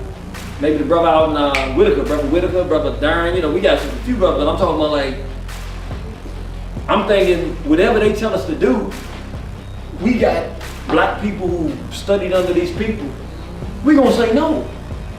Or we gonna at least wanna investigate. I'm thinking it'll always be that way. I'm thinking if somebody's pushing this stuff, R. Kelly molesting children, we're gonna deal with this dude. I'm thinking everybody's gonna agree with that, because you don't mess with children. That's right. That's what I thought was, that's just how I thought we were. That is who we are intrinsically, but I'm saying, I didn't imagine a world where I'm saying, don't vote for this dude. It's a trick. Come on, y'all. He's a mulatto who didn't grow up around black people. He a gay dude. He gonna push homosexuality. Y'all can't see this? I'm thinking, I'm telling y'all before he get in office, what are you talking about? And people who are the hardest nosed people in African nationalism, the hard ones, looking at me, nah, you can't do that, dude. Y'all don't see this? I'm actually the only one that's gonna say, yo, you don't see. And then when he gets in and does what I say he does, okay, I saw. You messed up the first time. Okay, I saw. I'm thinking, okay, but now he going back for office. He done already made his gay marriage legal. Mm-hmm. All right, now you get it. The dude, I told you he was a punk, he was a gump in the beginning. Mm-hmm. I still couldn't conceive. No, dude, if you're looking for somebody else to do it, you ain't studied the lessons of history. When you're passionate and pulled to do something and can't stop, it's a message being given to you. Ain't nobody coming. You gotta believe in yourself, because somebody decided that you was supposed to do something. So you can't turn it off and stop looking for people. You just gotta do what you do. We looked in the past, 1972. I was born in 1973. I'm almost 50 years old. I'm 50 in December. A year before I got here, they must have known I was coming. They said, let's get this thing out here now before you get here. They did what's called the Gay Rights Platform of 1972. This is just official document, sharing information. If you go look that up online for yourself. They're making it difficult to find. I don't know if people have been noticing this, but things that you used to get easily go and put it on the internet and find them, you can't find this stuff no more. I mean, there's a bunch of stuff you can't find. But I'm gonna bring your attention to just one. It's a bunch of stuff, all of it's aimed at children. Sex education of children, adoption, gay adoption of children. But there's one that's most important for what we're talking about today. And they break it down from the federal level and the state level. On the state level, they say every single state, they want laws repealing all laws governing the age of sexual consent. I'm gonna say that again. They want the repeal of all laws governing the age of sexual consent. Meaning a newborn baby, they want it to be legal to have sexual contact with a newborn baby. What year did I say? 1972. That's 51 years ago. Fast forward 21 years from then to 1993. In the interest of producing that result, they had right downtown, 30 minutes, not even 30 minutes if there's no traffic, go right up here East Capitol, go all the way up the road, you run right into it. They had the 1993 Gay Rights March on Washington. Let's see what that was about.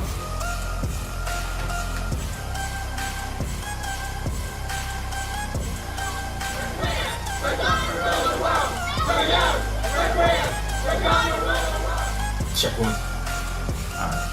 Did y'all hear what they just said? Do I need to play that again?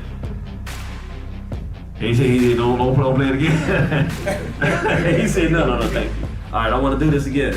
They said, we're young, we're queer. We're going to do what? We're going to rule the world. Now remember, 21 years before that, what did they say that they wanted for children? Repeal all laws governing the age of sexual consent. They want to have sex with children and make it totally legalized. 21 years after they said that, they said, we're young, we're queer, we're going to rule the world. That was in 93. This is 30 years after that. So they've had 30 years to say we're queer, we're going to rule the world, which at that point they said, we haven't gotten to the point where we rule the world, because if they did, they wouldn't be saying that. They would say, we're young, we're queer, and we rule the world. They didn't say that. We're young, we're queer, we're going to rule the world and have it our way.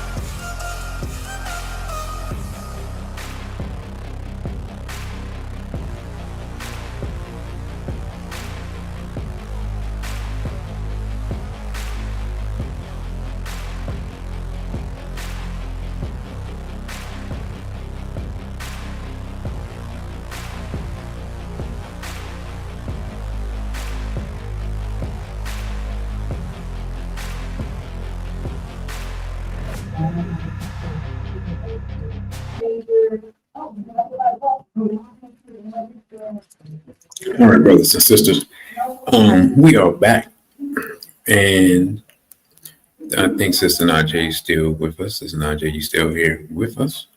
Indeed. I'm going to go to our next slide.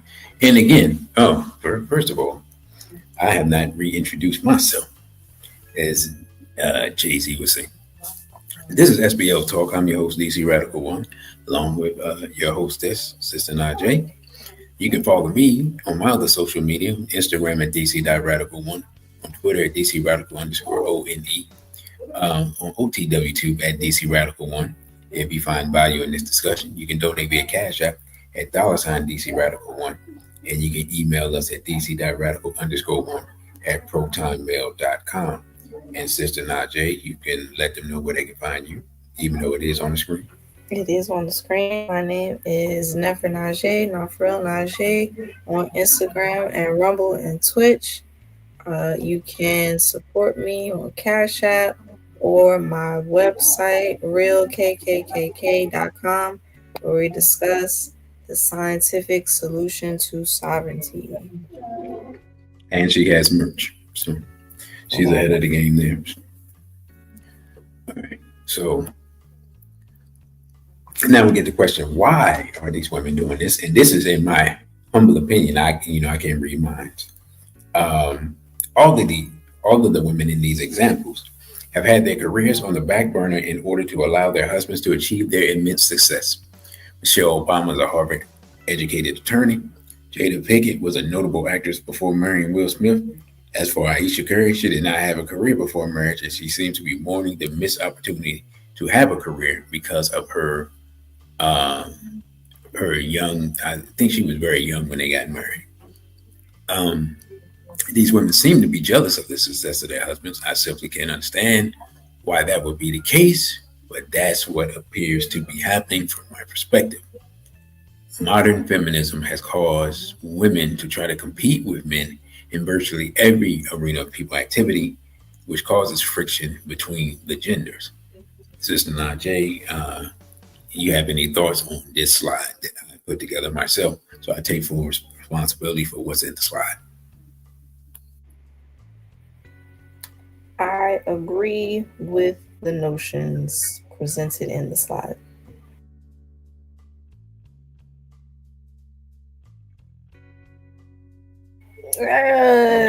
Okay, I will say though, there is a possibility that you can have your cake and eat it too. Like, your husband's success very well could also be your success, and you can have your own lane separate from your husband, and you can kind of see where. All right, so for Michael, she tried to look, she waited, she tried a little bit as her role of what is it called when you're the president's wife? The first lady. There we go. She did a little bit of her own, she write the book and working with the children and everything. But now she's trying to, I don't know. And to be honest with you, I do kind of think some of this is above these people. Like, Michael specifically is being used. I don't even know if she really wants to do these things. I think they have to do some of these things. Jada, I don't know. Ayesha, she really does. Are you saying that, not to cut you off, but I'm asking the question, are you saying that you can believe some of this may in fact be a humiliation ritual by some of the people? I mean, that some of the people have to do to maintain their status. To do, and more than it being a humiliation, I'm gonna be honest with you, now that you say it like that, it's really humiliating for Michael to be up there with her brother, and her brother look like the what was it, Ghostbusters, the little white muffin man that was walking down the street. I don't know where he came from. Her brother. The Stay Puft. I think the Stay Puft Marshmallow Man, where they were like, try to clear your mind, don't think of anything. And one of them, that movie was hilarious back in the day. Yeah, for some reason he could think, he thought of the Stay Puft Marshmallow Man. But yeah, go ahead. That's exactly what her brother looks like to me, just the black version, and just the chocolate, this chocolate. Yes, just as soft as could be. That's what he looks like. So that in and of itself is a humiliation ritual to have to be sitting up Well, there you know, looking. he's a homophile. So yeah, What? her brother's a homophile. Oh, I mean, like, yeah, you could see it. You didn't even have to tell me that. He didn't even have to speak. I already know what his tone of voice sounds like, but before hearing it, I knew because you could see it in his face. But anyway, that in and of itself is a humiliation ritual. But is it really a humiliation ritual for somebody that's already a part of a humiliation ritual? You know what I'm saying? I more so was just trying to say that I think that with the Obamas, they are active forces to be used in order to keep society, thinking about what the hats want them to think about. So they're almost in a whole different level of this conversation. Now, Jada potentially could also be in that level because Will Smith is so famous. So I would put her in the same boat as like you're being used in order to do this. Like somebody's probably paying you to do and say these things. Even when you look at what happened with it was clearly orchestrated with Will Smith slapping Chris Rock. That was like they need our energy to be focused on these things. And so it almost is basically what I'm saying is it wasn't even an active choice for Jada to get in her feelings and decide she wanted to create her own lane. It was not Michael's choice to, bash da da da da. I think they're in a whole separate category. Now, the sister girl and Ayesha, they are like regular women that are just, not getting the attention that they want. And so they're making decisions that are outside of themselves. That's how I see it. So why are they doing it? Different reasons, but look, it appears the same. Okay, let me read Raw Ito Vital. Right, Raw Ito Vital. Glad to see you in here, sister. Okay, I'm glad that you expounded upon that because I didn't see that. Not I don't dismiss it. I just didn't see it that way. When I wrote it, I wasn't thinking that way. That this, could be part of a humiliation ritual and also part of the hat agenda of, Mhm. you know, taking the people's minds off of the things that are important or relevant. Which I Mhm. think celebrityism that's the whole purpose of the celebrity thing, Right. celebrity culture. Right. Uh, anyway, in a nutshell. So yeah, you could be right. Um, Next slide. Well, I'll let you read that since you went there. Go ahead, sister. Celebrities are not role models. Many women seem to emphasize and or sympathize with these celebrity women, some of them not all women, regardless of their behavior. I believe this is because modern women worship celebrities and their lifestyles, and many women live vicariously through them. For black men, this just feels like the latest opportunity for society to unfairly judge and vilify black men for something that they have not done. To the average black man, one or more of these husbands are men they admire or at least respect because they are also what? Celebrities. Watching them being torn down by their significant other sends a very discouraging message. You kind of like didn't focus on the theme of this slide, which is that the celebrities are not models, and you went into speaking from the black male's perspective, which is not a problem. But the purpose of this slide is to talk about how the people that we are looking up to should not be looked up to, and so we really shouldn't see a Will Smith being taken down as a vilification of black men. We should look at it for what it is, which is the fact that we shouldn't have been looking up to him in the first place. And no man should be looking I up don't to disagree. any of these men. I don't disagree with you at all. But I'm just saying I've watched the reaction of men, and you know, the reaction is, like I said, it's like the Tom Brady thing. I don't know if I said it. I know I said it in conversation with you, but I don't know if I said it here. But I'm gonna use the Tom Brady thing because that was like the first example of it. And you and I had a discussion about this. I don't know if we're gonna get into the discussion again. It'll turn the ratings up. I know that. But Tom Brady, toward the end of his career, wanted to, of course, continue his career. You know, he went well into his 40s and talked about how he takes care of his body and what he doesn't eat. And that allows him to extend his career. And he wants to be the greatest ever. And he wants to achieve all these Super Bowls. And he wants that to be his legacy.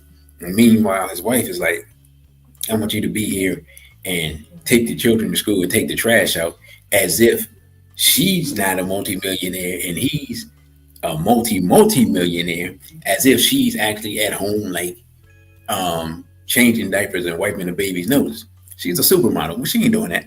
Like, let's stop the cap. So, you know what I'm saying? So that spilled out publicly into the public sphere, and she basically browbeat him into retiring, and they end up getting divorced anyway. And so the men, especially the European males at this time, were like, man, if Tom Brady can't get no peace and can't get no respect in his house, what chance do I have?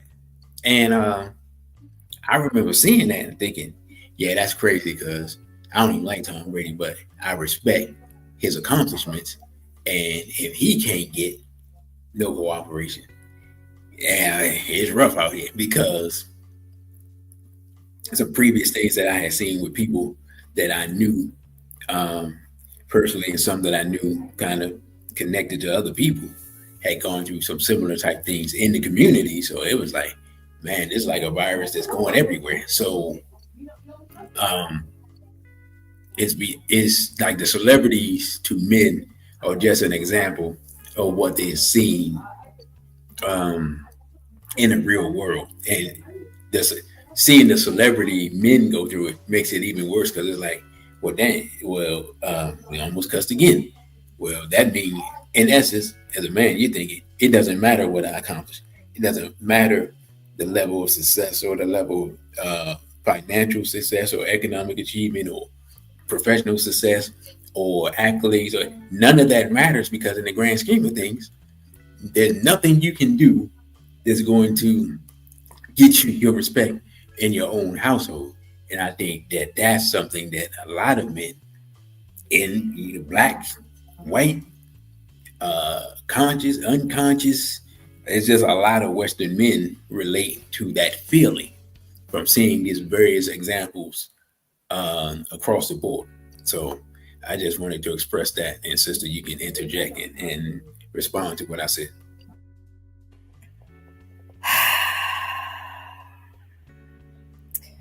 So you use the men looking up to the celebrities as I'm supposed to feel a way for them, even though we looking at this slide right here that says celebrities are not role models.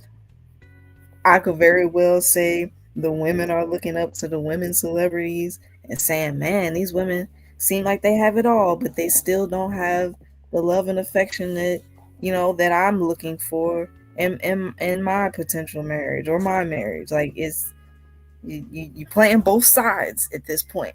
As far as Tom Brady goes, I already said it. I don't particularly care about football or the sports or anything, because we have so many things to do. Black men have so many things to do and deal with, and I just truly do not give a gosh darn about it. Now, Tom Brady specifically been famous for forever, for the longest amount of time.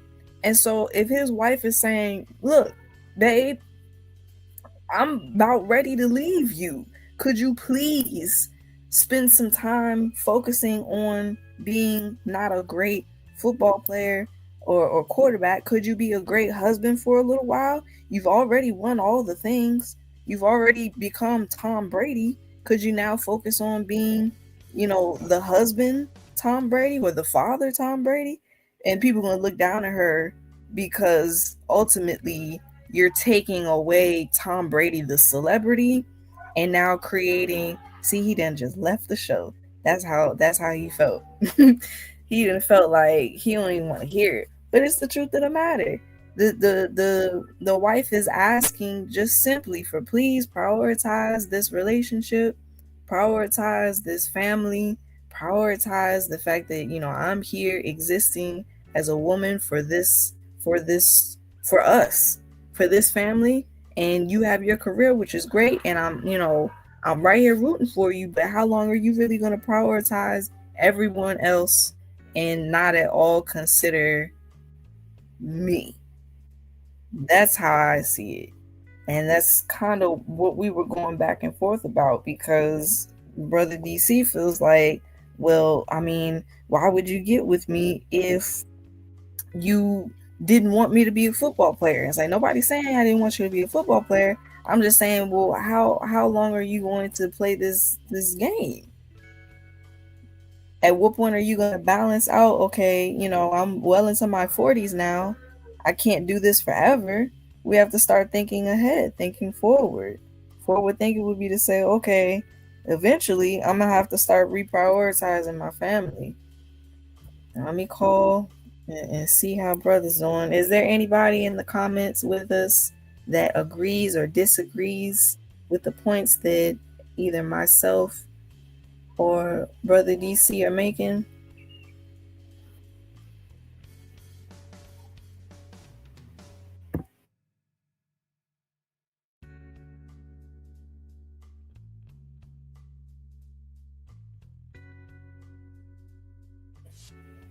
There we go. All right, I'm back. My apologies, brothers and sisters. I disconnected randomly, and then I could not get the internet connection to kick back in, and the computer started acting weird. So my apologies for that. Sister Najai, did you interject anything on the on that slide, or oh man, I forgot it. I gotta reload the slides up. But Yeah. what did I miss while I was out here fighting for my technological life, so Well, to speak? I thought that you left because I said that black men don't need to be focusing on football, and Tom Brady. So you was out here bad mouthing me while I was gone. was saying Tom Brady's wife has every, especially I've been put in how many years as a wife, and you can't start to prioritize me. That's probably why they ended up getting divorced. If I gotta beg you to prioritize me, and then you finally get around and you salty about it, or maybe he got around the house and she was like, you know what? I actually don't like you at all. And that's kind of what I was worried about. I was worried I didn't like you. And now it's confirmed for me. And then that's how it went down.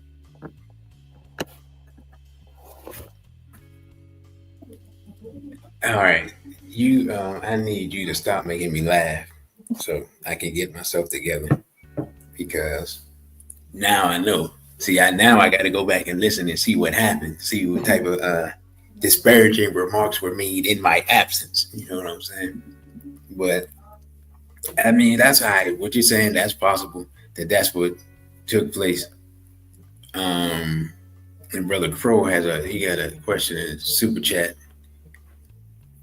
He said, "What are y'all thoughts on China Doll? She got knocked up by Rob Kardashian." Brother, I'm gonna be completely honest. I forgot she existed. Like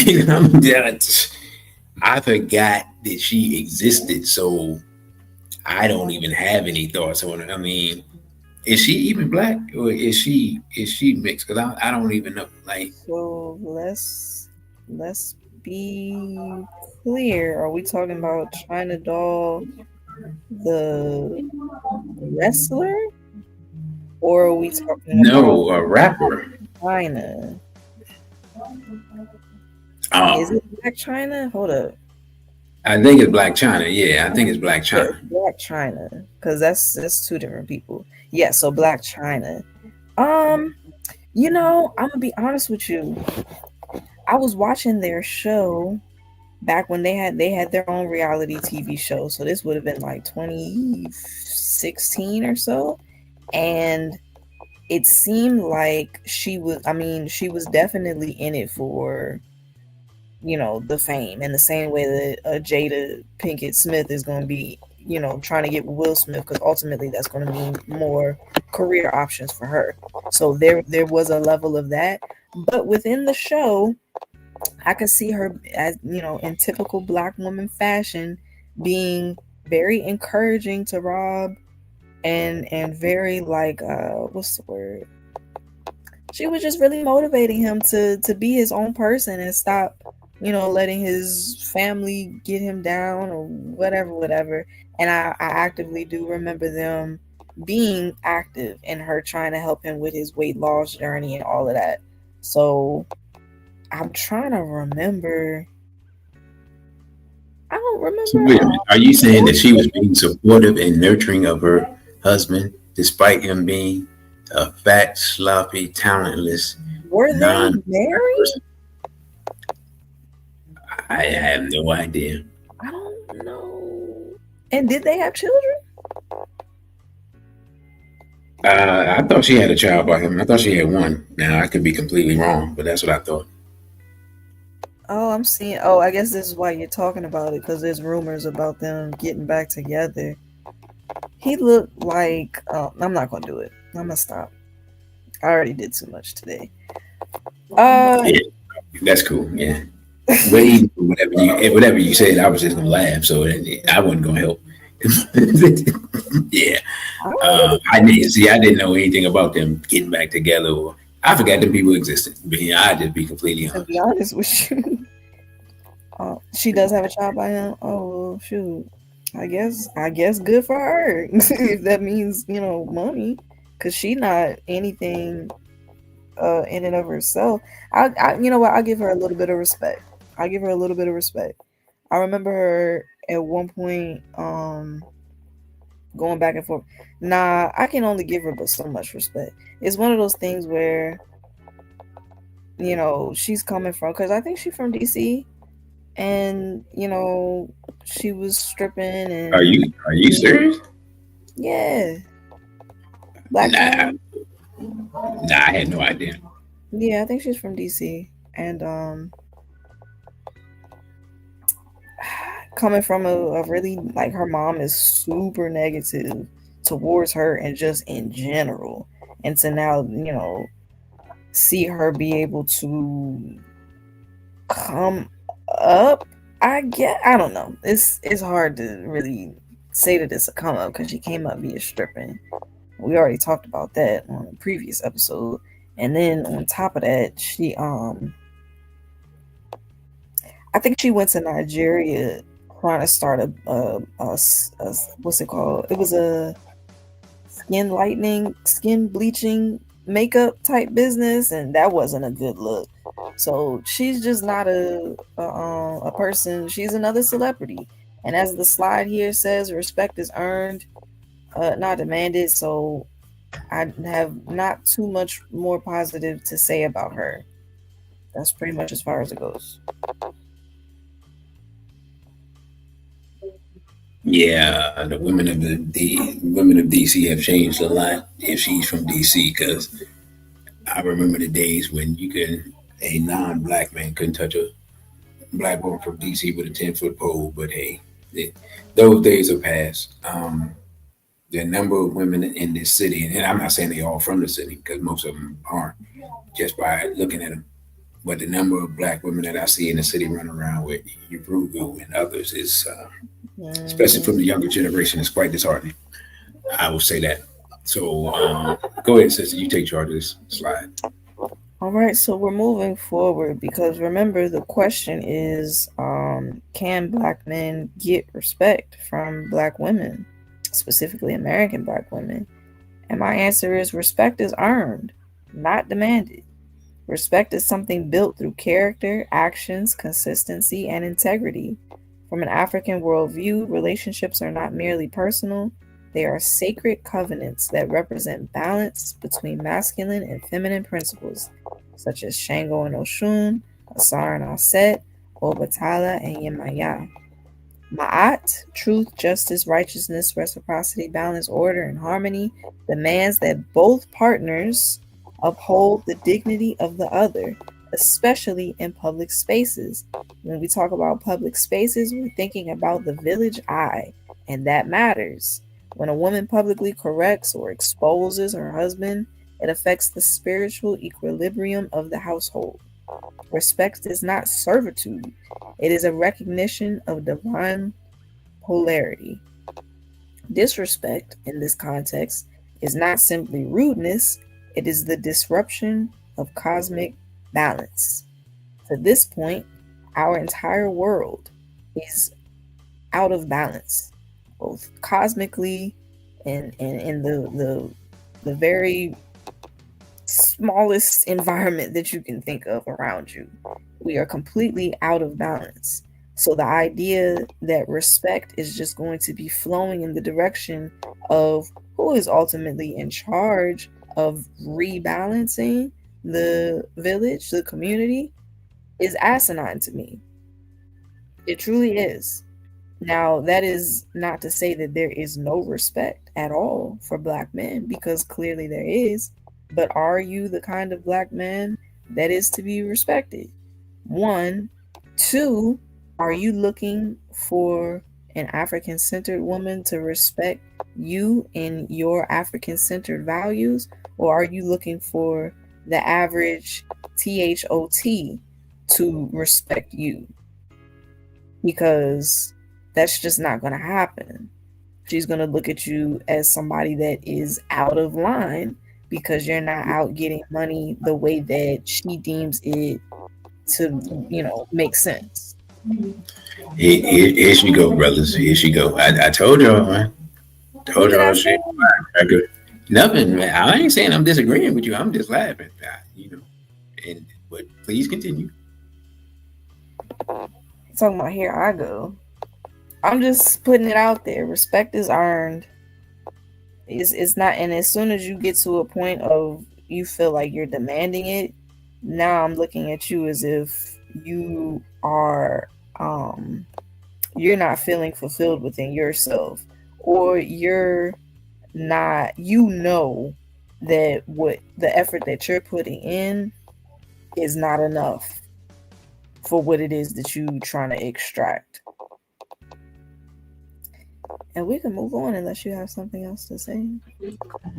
No, I was saying, I wasn't talking about you talking about respect. I was talking about when you said the average THOT. That's what I was saying. Here she go to. I wasn't saying here she go to nothing else. You know what that means? I was trying to go around you. Yeah, I know I know what it means. Yeah, I know. I'm aware. I'm not that much out the loop. That's not even a new term anymore. That's been in the public sphere for a while. So yes, we shall proceed. And you can take this one as well, since this is your contribution. That's something. Western versus African value clash of Western individualism versus a communal ethics. Western individualism emphasizes self-expression and personal truth. And that's what all of these women ultimately are looking to do. They need the self-expression. They need their individual self to be recognized outside of the unit that they've built. African communalism emphasizes collective harmony and role respect. There's a certain level of respect that a woman should have as a wife. There's a certain level of respect that a woman should have as a mother. There's a certain level of respect that a man should have, period, because of the role that he has within her life. Public confession culture, tell-all interviews, and authentic sharing are, to me, an outgrowth of modern feminism. Did I say that, or did you say that? No, my bad. I interjected that. Okay, I'm like, she's like, oh no. Mostly because, not because I don't see the connection to feminism, but mostly because I see it as something a little bit more insidious than just feminism. I see the public confession culture as a I see it like, all right, so if you look at the streamers that are willing to really do anything online for money, I see it as like it's a capitalism thing, where if I just, oh my gosh, you remember there was a guy that he got famous because he was doing the supersize me every day. Like that was the only thing that he was eating. And was it him? You talking about the white dude that made the movie? Well, I'm talking about a white dude. I don't know if we're talking about the same white dude, but the point is, it was a streamer that was eating really unhealthy, super unhealthy. Oh no, you said a streamer. No, okay, no, I'm thinking about somebody else. No, go ahead. No, I Yeah, think that means he stole that idea from somebody else. Then the streamer stole that from another white dude. well, Actually. it's just the point that people willing to do anything. So you just sitting there eating, and he literally died off of his health. So we are killing ourselves in order to gather, the fame and the potential for money. And I think that's where the public confession basically killing ourselves for clout. For the Clout chasing ourselves to death. Exactly. Man, I think that chasing yourself to death is wild. As opposed to feminism. Feminism is like a microcosm of a grander issue if we're talking about this specific thing. So when he said that this was my slide, please note there's an asterisk on bullet number 3 because I disagree with that. I don't think that fully encompasses. That was my contribution. So I will clarify that, and I claim it. I believe their desire, because I believe part of it is a desire to chop down their men to proper size. I'm not saying that what you're talking about doesn't contribute to it as well. Two things can be true at the same time. This is true. And I did say that, I can see where feminism definitely has. Well, because if we're talking about women, we're talking about a tell-all. We're talking about the tea. We're talking about, girl, let me tell you. So I definitely can see it. But I just, I can see I see children streaming, and I think outside of feminism for that one. To the comments real quick, Brother Chris said something that I would like for him to explain more. He said none of that is incorrect, but I'm not sure it brings into account the agenda to divide and conquer. I'm not sure exactly what point you were talking to, but I would love to know. Going back to the slides, number 4 says sacred privacy. What happens within the union remains within the circle of trust. Now, that whole concept really is, tied to the last bullet, because we really only want to keep private the things that we're embarrassed about. The things that make us look good, we quick to add that to the Instagram or whatever. So sacred privacy. Can I say something? Go ahead. To that though, in the current culture, there are some things that we should be embarrassed about that people aren't embarrassed about anymore. So I understand what you're saying. Yeah, people do want to keep up, especially on like Instagram and stuff like that. They want to keep up appearances, but there's some stuff that people put on the table and put out there that you be looking, or at least I'll be looking at them, and some other people be commenting and saying, I don't know why you telling the world that, but hey, right. It's a different world. It happens all the time. It also reminds me of sacred privacy. Reminds me of waist beads, and the idea that waist beads really are supposed to be just for your husband to see. But now when we see them, in American culture, you just see them out and about. Husband, no husband. Man or no man. It's just, it looks cute. The same with like rock. You see them on women that don't even like men. Like they dealing with women. So you know what I'm saying? It's totally out of context. Right. It's just an adornment now. There is no concept of sacred privacy in that regards. Next up, fame-driven narratives about marriage as performance. Did you write that? No, you wrote that.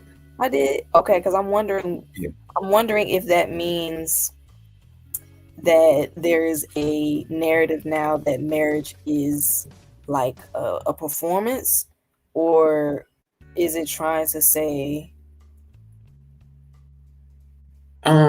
I mean, to me, I see it like I see it instead of being a duty, like it's like clout. Like it's an accomplishment. I got mm, somebody. It basically like when men say women want the wedding but not the marriage. I see it mm, in that light. Like I'm getting married. I got some man to marry me. Everybody come and celebrate me at my wedding, and then after a year or 5 or 10 years, I'm looking around like, all right, well, I'm done with this. I did what I was supposed to do. Now I can live the rest of my life. And the man's like, I beg your pardon. You know what I'm saying? So that's mm. how I see it. So even like the trophy wife, understanding that, this woman is really only valued in the sense that she's able to be flaunted around, but you don't actually value the person that she is. Kind of like But that. I'm saying the women valuing the presentation of Mm, marriage itself. right. Yeah, well, yeah, like Trophy wife. yeah, because Exactly. do men even do the trophy wife thing anymore? I guess rich men do. Yeah, no, you know what? Like No, what you mean? middle age, super rich men. That's literally all they do. Even though some of them women is so homely looking, I'll be like, is that really what's going on? But nah, I digress. I don't went off the rails. Please continue. Okay. Marriage as a ritual duty rooted in ancestry, culture, and spiritual reciprocity. That's what it is supposed to be. It's not supposed to be the performance. And there's a lot of women that complain about their marriages because they feel like it's a performance. They feel like it's just, you know, a dance that they've started and can't get themselves out of. And I'm sure there's a lot of men that feel that same way. They feel very unhappy in their marriage, but they don't see a way out because, the numbers show that men are more likely to stay married and just be unhappy and just accept that, this woman is just Yeah. unbearable, but I got to do One of these days we're gonna have to get to the sexless marriage conversation too, because that's right in line with that. With a lot of men in modern marriages, that's a big issue that's being talked about. We haven't got to yet. I just wanted to point out it's weirdly enough, but I guess you gotta give credit what credit is due. One of the main people, and it was definitely not from African centered perspective, but I guess from a uh, Christian perspective, one of the main people that used to sit around and tell women that marriage was about duty was guess who? Of all people on the internet, Kevin Samuels. Kevin Samuels used to say that a lot. He used to browbeat women with that a lot, and they used to look at him like they had never heard it before. And I just used to find it interesting because I was thinking that these are women from a Christian background, but I guess the things that the church teaches now is probably so far away from what they was teaching when I was a little boy that it, it probably doesn't even look like the same religion anymore. But nah, I just when I saw that word duty, it just made me think about some of his shows where he told women that, and they kind of just look like deer in the headlights. Like, what do you mean? You know what I'm saying? Like they didn't understand what he was saying until he broke it down. Yeah. It has a lot to do with the lack of teaching of the purpose of marriage and the lack of positive role models, like active healthy marriages that a child can witness and then grow up and say that's what I want to see happening. Do you think the erosion of black institutions as well, whether they are the church or um, other community organizations or even the African Centered community, do you think the decline of all those things, you think that's contributing as well? I think that those things would be because the marriages have disappeared. We no longer have the ability to have an institution because there's nothing connecting us anymore. I think the institutions fell because the home fell. Okay, I just wanted to ask. All right, thank you. Are we finished with this slide? Mm, we did, and I don't think there's anything else to say. Brother Chris said the idea that you have to be respectable and who is it you're seeking respect from. I agree that that matters, but none of that is incorrect. But I'm not sure it brings into account the agenda to divide and conquer. Well, yeah. I mean, all of everything that we say has to be given an umbrella that we're not in a fishbowl. Well, no, we are in a fishbowl. Actually, we're in a fishbowl, looking at each other, as the enemy. But whole time, there's somebody over the fishbowl throwing poison in. So you absolutely correct. The agenda to divide and conquer is actively involved in almost every single show that we've had thus far. With that, that takes us to our conclusion. Every phenomenon that we see in this day and time, supposed to say and time, on social media, greater media landscape is designed to divide and conquer the people. Whether it's political divides, cultural wars, religious disputes, or the gender war, they are all designed to disrupt society. The latest trend of the wives of prominent black and mixed men airing out their dirty laundry is just the latest example of this propaganda attack. Unfortunately, it feeds into the narrative that women can never be pleased, and it further discourages younger men from seeking out and building meaningful relationships with black women. In the minds of many men, if Steph Curry and Barack Hussein Obama can't get respect from their mates, what chance do I have? And Sister Najee, um, you can comment on that. In response to that question, if these celebrities can't get respect, what chance do I have? I would go back to the previous slide, which said that these celebrities are not role models. They can't be respected because they are doing what did Baba Khalid Muhammad say? They are bending over to give evil an opening. They can't. They are not respectable men, and so no, you're not going to give respect if you're not a respectable person. And to look up to them is bass backwards. If anything, you need to be looking around to the men that are, easily we could say the men that are doing the work, whether that be the organizational African worldview work, or the men that are doing the real live work of keeping your environment running, like the men that are actively, construction workers and going off into the oil rigs, and the farmers, and look at those men and see the respect that they're getting. Now, are they getting disrespected? Probably so, but that's because we live in a disrespectful society, not because they don't deserve respect. I'm just I just wanted to saying, see what you was going to say, what you were going with that.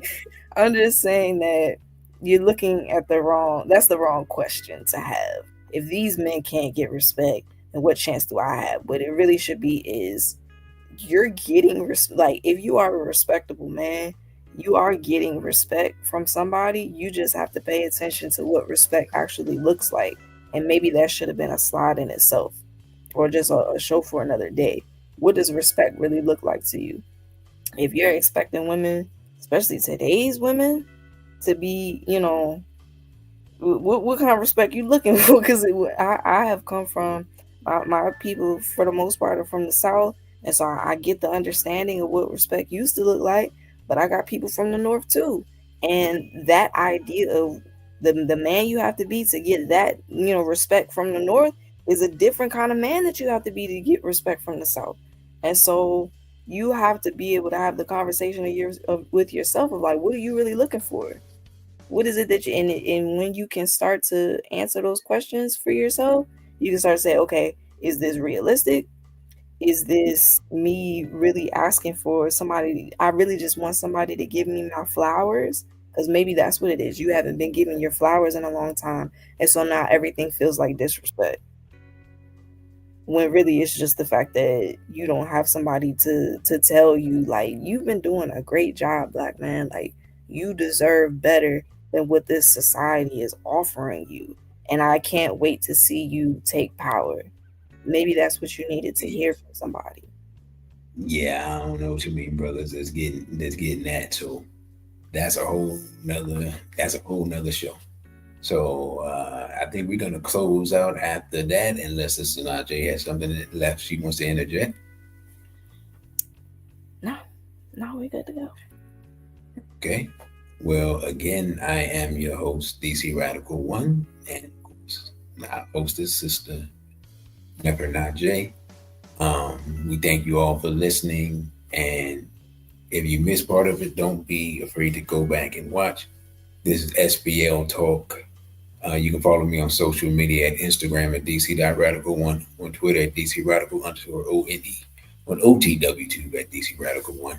If you found value in this discussion, donate via Cash App, $ DC Radical1.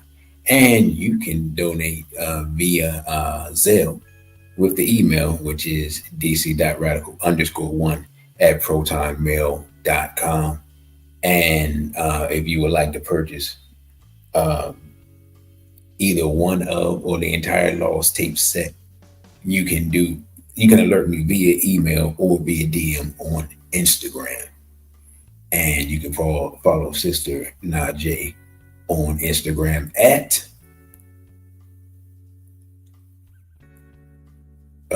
Sister Najee, you already checked out. Yeah. Anyway.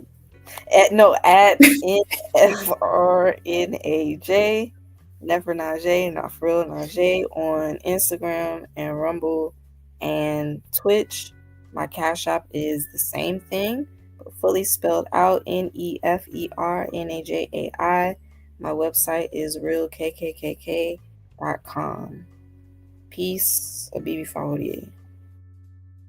And let me just say real quick, be on the lookout for the re-upload of the two band videos that we had last week.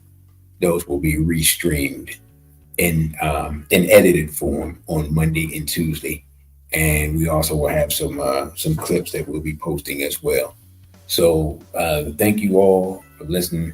With that, I say a BB48 and Street Black